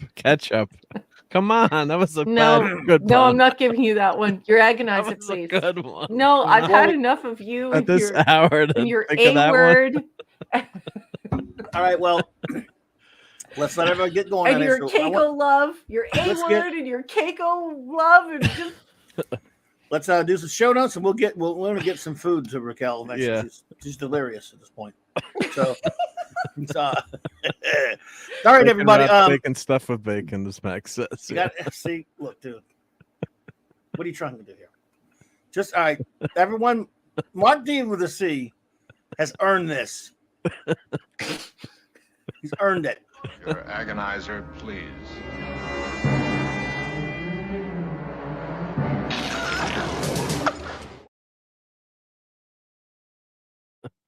No, Mr. Spock. All right. Show notes quickly before we say our goodbyes. Tomorrow night, of course, the Sunday Night Geekery, 10 p.m. Eastern, as always, as I said at the top of the show. Anything else going on out there or what? That's all we got going, and hopefully some videos during the week, but hope to see you guys Sunday night. Okie dokie. yeah, go on over there and go hang out with the guys. Sunday is my family day, and if I have an early family day, I try to get over there to visit with Mark. But that's really my family day. Otherwise, folks, I would be there. That is such a fun show. Clobby goes over there, Mark's there. It's just like everyone hanging out, talking about stuff. Dadman Clan goes over. Maddie's daddy's over there. Everyone like pokes in and says hello and they talk about fun stuff. Go over and visit Mark. He's fun and cool, and we love him. Thank you. Indeed, then let's see here. Monday night Mark C Comics Talk. I've been rereading some. I try to read a couple of old comics. Almost sort of a randomness to it. And I'll be talking about some of the things I've been reading recently and some of the things you've been reading recently. If you read comics and old stuff only, though. You'll get gonged if it's anything past 1980, like 80, 91 maybe or something. No new But anyway, crap. no new crap. Certainly nothing from the 21st century is allowed anyway. But I'm just kidding. Whatever you read, I'm just kidding. As long as it is about old comics, but I'm just saying if you're reading something As long new, as it's good. Yeah, as long as I approve, you're fine. So anyway, Okay. seriously, what? Just wait 1 second here. What's happening? Hold on. I just looked it up. You're the one that was hungry. Hold on. I know. Just hold on for 1 second. I just want to clear this up for the chat. Ketchup and catsup are modern and westernized terms that are used to describe the same condiment, hence why you think they're the same. Both are made with the same ingredients, which are typical: ripened tomatoes, sugar, salt, vinegar, and cinnamon. The word ketchup derives from the Chinese word ketchup, a name used to describe fish sauce. Catsup is essentially a different interpretation of the same word. As a fish sauce, it was originally used to season a dish rather than complement it as a condiment. There's a lot of debate surrounding the origins of this sauce and these titles. Despite the theories that suggest this term coming from the Chinese word ketchup, there are other suggestions that it originates from the word ketchup, which comes from the Fijian region, or Fujian region, so Fijian, Japan, I think. or the term kikap, a word taken from the Cantonese dialect of Chinese. In previous years, catsup was a term most commonly used in America, and ketchup was the term used in Britain. And then they talk about how there's a thinner consistency, and it has fish or it doesn't have fish. So there are apparently, according to this information, catsup versus ketchup. The surprising differences, the kitchen community. So look that up, folks. It's all there. right. Whoever triggered Raquel to do that, I got one thing to say to you. Agonizer, please. It was like 10 people in the chat, so you just agonized the whole crew. Listen, I'm trying to help this woman eat. You know that if you get her on the definition of a word, she is going to get to her blackboard, sit you down, and throw an eraser at you and make you sit down until she explains it at you. The grammar police is here. Are here. Are here. Wait, oh no, I'm tired when too. You're starving, don't blame us.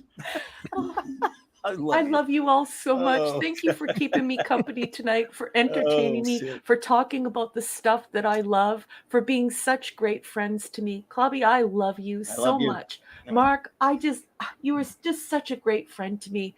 I just love you. Everyone in the chat, I love you so much. Thank you for your amazing company tonight. We laughed. We had such a great, stimulating conversation. You guys are the best. Yep. I love you, Larry. Larry. Okay, so where were we? Anyway. Oh yeah. No. We're gonna say our goodbyes. First, I want to thank all the new members. This is for you. Clobberanimo! Much for joining, and got a great membership going there. There will be a member stream soon. And now let us start saying our good night. Are we ready? Number one. Let's do it, boss. Let's do it. Of course, our crew was here. Mark D with us here. The lovely Auntie the Jill, the great Lord Thoth was here. He may have had to run, but Avon lives. Long live the Legion. And a shout out to the lovely Lady Thoth as well. Our great friend, the bronze richer himself, Eric K. Thank you so much, buddy. Mwah, mwah. Big shout out and thanks to the great Chris Persia as well for all he does. Mwah, mwah. And of course, the great contributions of the Maximum Man himself, Max Redstone. Thanks, Max. Thank you so much, buddy. Great limericks tonight. Wow. God, yeah. He was killing it. Oh, by the way, I forgot one show note. Let's see where I put it. There we go. Next week's episodes, folks. Now, I will vet this with our communications officer. Jill, take a look at that and see if I got it right while we're doing the goodbyes. Grim. Thank you, Grim.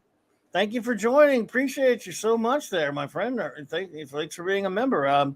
Hey. And thank you for the generous donations of Larry, who purchased so many memberships tonight for everyone. Love you, Larry. Thank you, honey. Absolutely. This is for you. What level? I haven't seen which level he did. Clobberanimo. Okay. This is for you.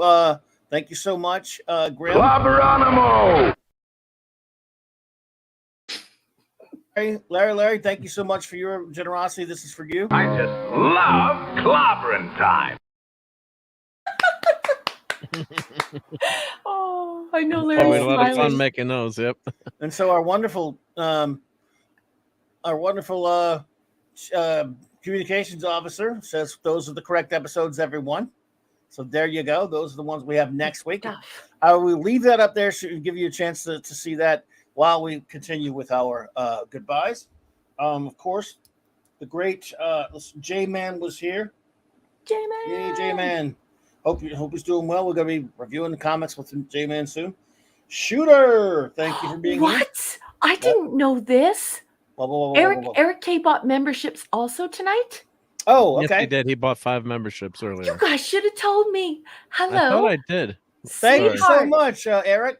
Oh, Yeah, you're too I kind, called buddy. it out at the beginning of the show. You must have been grabbing a snack, but I did thank you from the last time that you bought memberships. And for he did buy everyone. 5 more tonight too. Yeah. Oh, my 5 goodness. more, baby. Yes, I he love did. you. Yep. Thank you Thank so you much, so Eric. I much. appreciate you, bro. You're too kind, buddy. I would never StreamYard's got to forget you. fix that one. It doesn't show up in the StreamYard side. It doesn't Yeah, show I up in think the, it's nothing dumb that it shows up in doesn't the show up in StreamYards. StreamYard because it's rude. Like, I find it rude. If you have people who are in your community that care about you and they're a part of your crew and they're doing nice things for others, it shouldn't be ghosted. I think that's dumb. And I love Eric K. He says he buys them whenever you stream. Well, thanks, Eric. Yay. I Thank love you, you, buddy. buddy, honey. You're too kind, buddy. Thank you so much. Who else is here? Brian Hepburn. Thank you. Brian. I said shooter, right? Yeah, shooter. Pew pew. Shooter. Pew, pew, pew, pew, pew. Wagner. Wagner. Linrod was here. Hey, Linrod. Len Rod. He's a hot rod. Yes. Raymond and Sandra Feliciano were here tonight. They had to run, but King Dolphin TV Mm-hmm. in color. Enigmatic Drop Bear. Thank you so much for being here, D. We always appreciate you. Have a good one, man. Thank you so much. Outstanding conversation this evening. Enigmatic Drop Bear. I love you. Thank you so much. The man of iron himself, D. Bud Martin, brother. Oh, thank you for being here tonight, buddy. Always good to see you.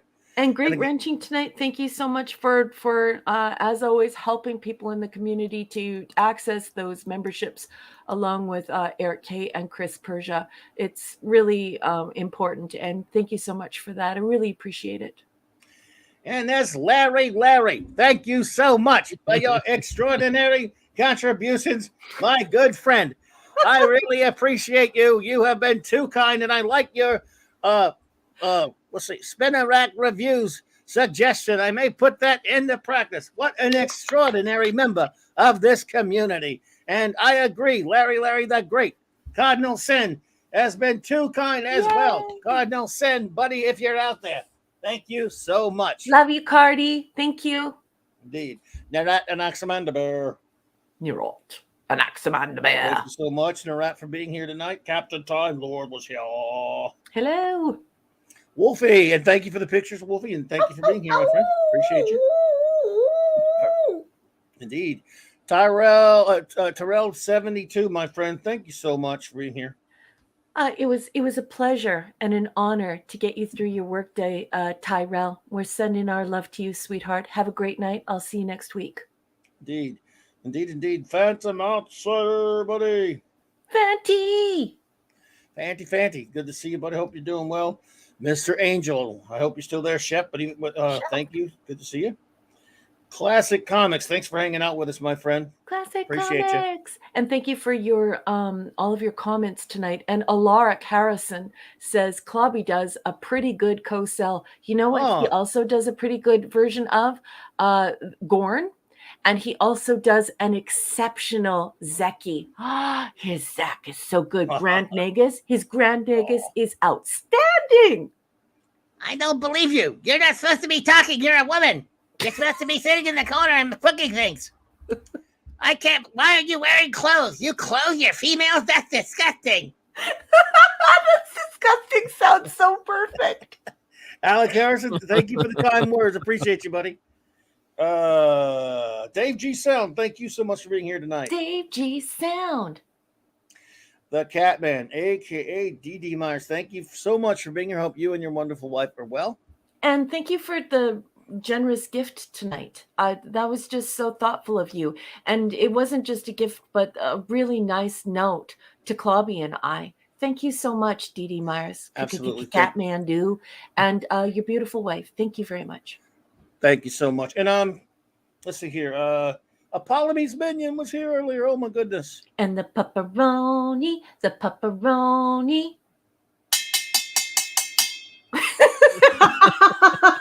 Someone get Raquel some food, please. Oh, she needs a pepperoni to eat. James Day Skywalker. Skywalker. It's Snail Messiah, my friend. Hope you're doing well over there. And our great buddy Steve Mitchum, Maddie's daddy. Thor Thank you, in bro. Vegas. The lovely Katie Carr was here. She had to run, but we love you, Katie. Thank you. Thank you for stopping in, Katie. Gap After Dark. Thank you for stopping by. Anonymous. Thank you for being here as well. And of course, our great buddy JT Kurt. JT Kirk. Yes, indeedishness. Pleasant Valley Picker. Thanks for being here tonight, bud. Night, BC. Michael and Cassandra Beacom. Thank you so much for being here tonight. We appreciate you. I think they Love probably you, had to run. Beacons. Yes, indeed. Papa Delta Yankee. Thank you for being here. Yay! Korean noodles, spicy Korean noodles, Grim. That sounds so good. Oh my! They're part of life form, Pop. Hey, buddy. I hope you're doing well. Thank you. Nerd Porio. And I call him Scuba Pete. He's the Scuba Pete. Scuba Pete.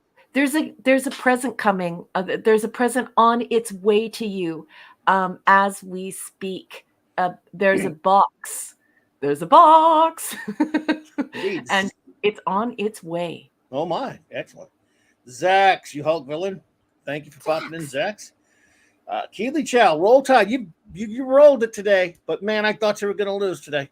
But congrats. You guys rolled.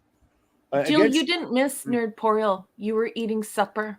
You didn't miss anything, sweetheart. You were eating dinner. Don't worry. And Nerd Poriel knew you were eating dinner because I announced it after you left. I said you were eating and you weren't ignoring anyone. Don't worry, sweetheart. You didn't ignore a friend. She said he was on his last. Yeah, Nerd Poriel is a cool feller. Yep. Who else? Boosh McFadden. Thank you for being here, Boosh. Appreciate you. Boosh! Yes, indeed. Thank you so much. Dad Man Walking was here earlier. Dad Man Clan. Brother Dad Man of the Dad Man Clan. Hope you're all doing well, buddy. That 70s rock fan. Cam Loop's brother. Cam Loops. Always good to see you. We got to get him on one of these nights. Maybe we ought to like have him come on the clubhouse just so we could, torture him a little bit. He has a ridiculously sexy Scottish accent, and it's mixed with a Canadian accent. And he lives in wine country. This guy is like one of the coolest cats on YouTube. This guy is a cool guy. We should have him on the clubhouse. We love the man. Cool Midnight's Oblivion. Thank you. Good night, Midnight's Oblivion. Thank you for being here. Thank you, L.R. Harrison, again for being here, and thank you, Grim. And that wraps up all of our goodbyes and shout outs for tonight. I heard my name screamed. Yeah, Boosh. Oh, sorry. Well, yes, Boosh. Thank you for being here. We're just thanking everyone for being here and giving the shout out. I do now. So yeah. Did you brush your teeth for 3 minutes like my dentist says? I never brush my teeth long enough, you guys. Oh yeah, me either. Yeah, never long enough, for sure. I guess now that you said 3 minutes, I mean, Don't forget to floss. What's that? Floss your teeth. No one ever flosses. Never heard only of the only your dentist I floss every night, twice. Only the dentist and the dental hygienist floss. I'll no be one your really dentist. flosses. Be your dentist. So I want to thank you all. Talent for causing things pain. But I love that. Does the Gorn floss at night? No, come on. Yes, you're supposed to. What you do, Boosh, is you take your phone app with the stopwatch, like I do mine, on the world clock app, and you get your stopwatch and you put 3 minutes. No, you don't. Just kidding. You're not to do. No, you sing "Happy Birthday" like 4 times. You'll be fine.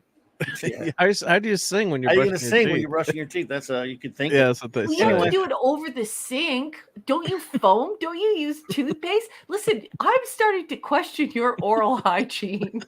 All I know is I got Cobra Kai to finish watching. Man, that thing's like crack. I'm already almost done with it. I'm getting bummed out. I haven't started yet. 4 episodes. I knocked out 7 episodes last night without even blinking. 7 episodes? Oh, was any good? Yeah. Oh, I'm just loving it. I'm loving it. Man, but I love that show. Good. Guys, I'm sorry to interrupt. Please excuse me. I beg your pardon. I hate interrupting you. It's so rude. But No. Enigmatic Drop Bear said, Clobby Raquel, have you heard from HB? We missed him Yeah, today. we I missed have heard from HB. He was up and working, and he's painting and he's photographing and he's doing all sorts of things. But you know what? I will pass along that you asked for him. Yeah, I absolutely love Hungry Boy. And Yeah, today, I added him to my acknowledgments page in my paperback and my hardback acknowledgments page. Anyways, I'm repeating myself because I'm delirious and tired.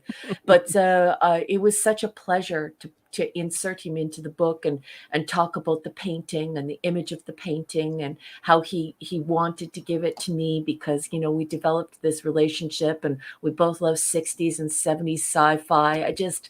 He's such a sweet person. And yeah, shout out to Hungry Boy. We love you. You were yes. missed tonight. You are, a very important part of this community. I adore you, sweetheart. Mwah. Yeah, we love you, Hungry Boy. Like I said, I was wondering. I didn't see you here, but I'm just glad you're okay. Of course, I've seen him, on Twitter a little bit here, so we know he's just busy. So we always miss Hungry Boy here. And Hungry Boy, if you're hearing this later, there we go. Asking about you. I meant to ask about it earlier, but when I thought about it, we were in a review and I couldn't get to it, so my memory. But I hope you're okay, Hungry Boy. We appreciate you, brother. And yes, Cobra Kai is fantastic. The new season is great. The things here and there, but I'm just so happy with it. And like I say, it's like crack. I can't stop watching. I'll stay up all night. I promised to watch this with my wife, so I'm waiting for her to Oh, we're no, that finishing takes Yellowstone. So I know. Yeah. So I'll tell you all about it. I'll tell you what happens so you don't have to watch it. Okay, thank you. If you Everyone in the chat, I love you so much. Thank you for showing everybody. interest in my book. Your support has been incredible for me because science fiction and science fiction short stories, especially episodic stuff, is not popular in Canada. Publishers don't want it, and the public here doesn't buy it. Americans have held on to the tradition of publishing short story, and I mean that's how a lot of novels in the 18th and 19th century were brought to life, and certainly when we're looking at the magazine trade. So what you've done for me, buying over 220 copies of my stories, is amazing to me. Now I only make like about 25 cents or whatever on each story. It's not about money. I just cannot believe how much your support has meant to me and how loyal you are and what great friends you are. The editor who is looking at the final story, I will not be putting the final story, which is called Tallulah. I will not be putting that on Amazon or Kindle. It will only be in the physical copy, the ebook copy.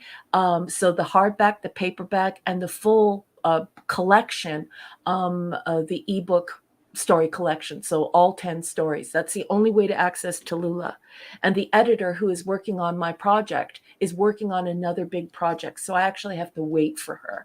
So as soon as she's done with that project, she starts on mine. I'm really hoping to get it out by November or December. I really want it out before Christmas. And so I'm super excited. I love you all so much.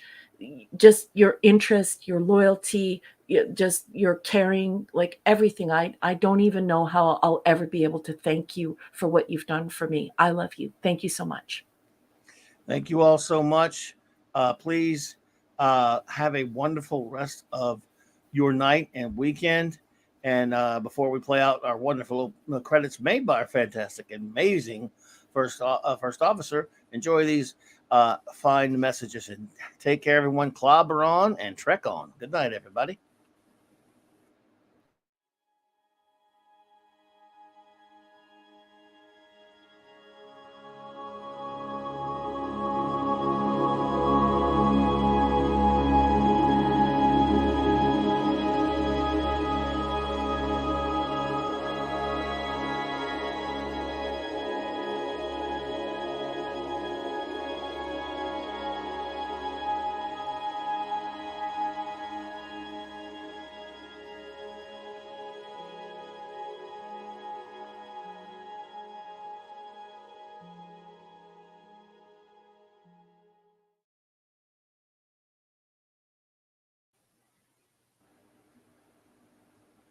Clobbering time!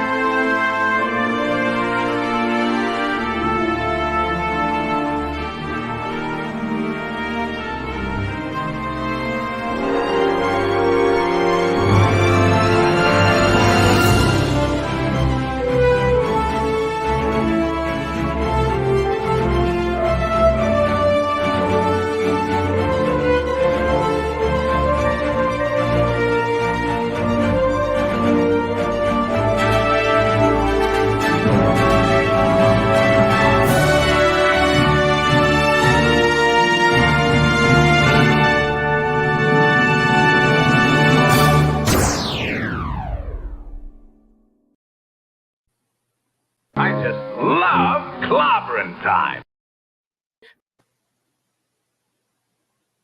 Crap, crap, crap, crap, crap, crap, crap, crap, crap,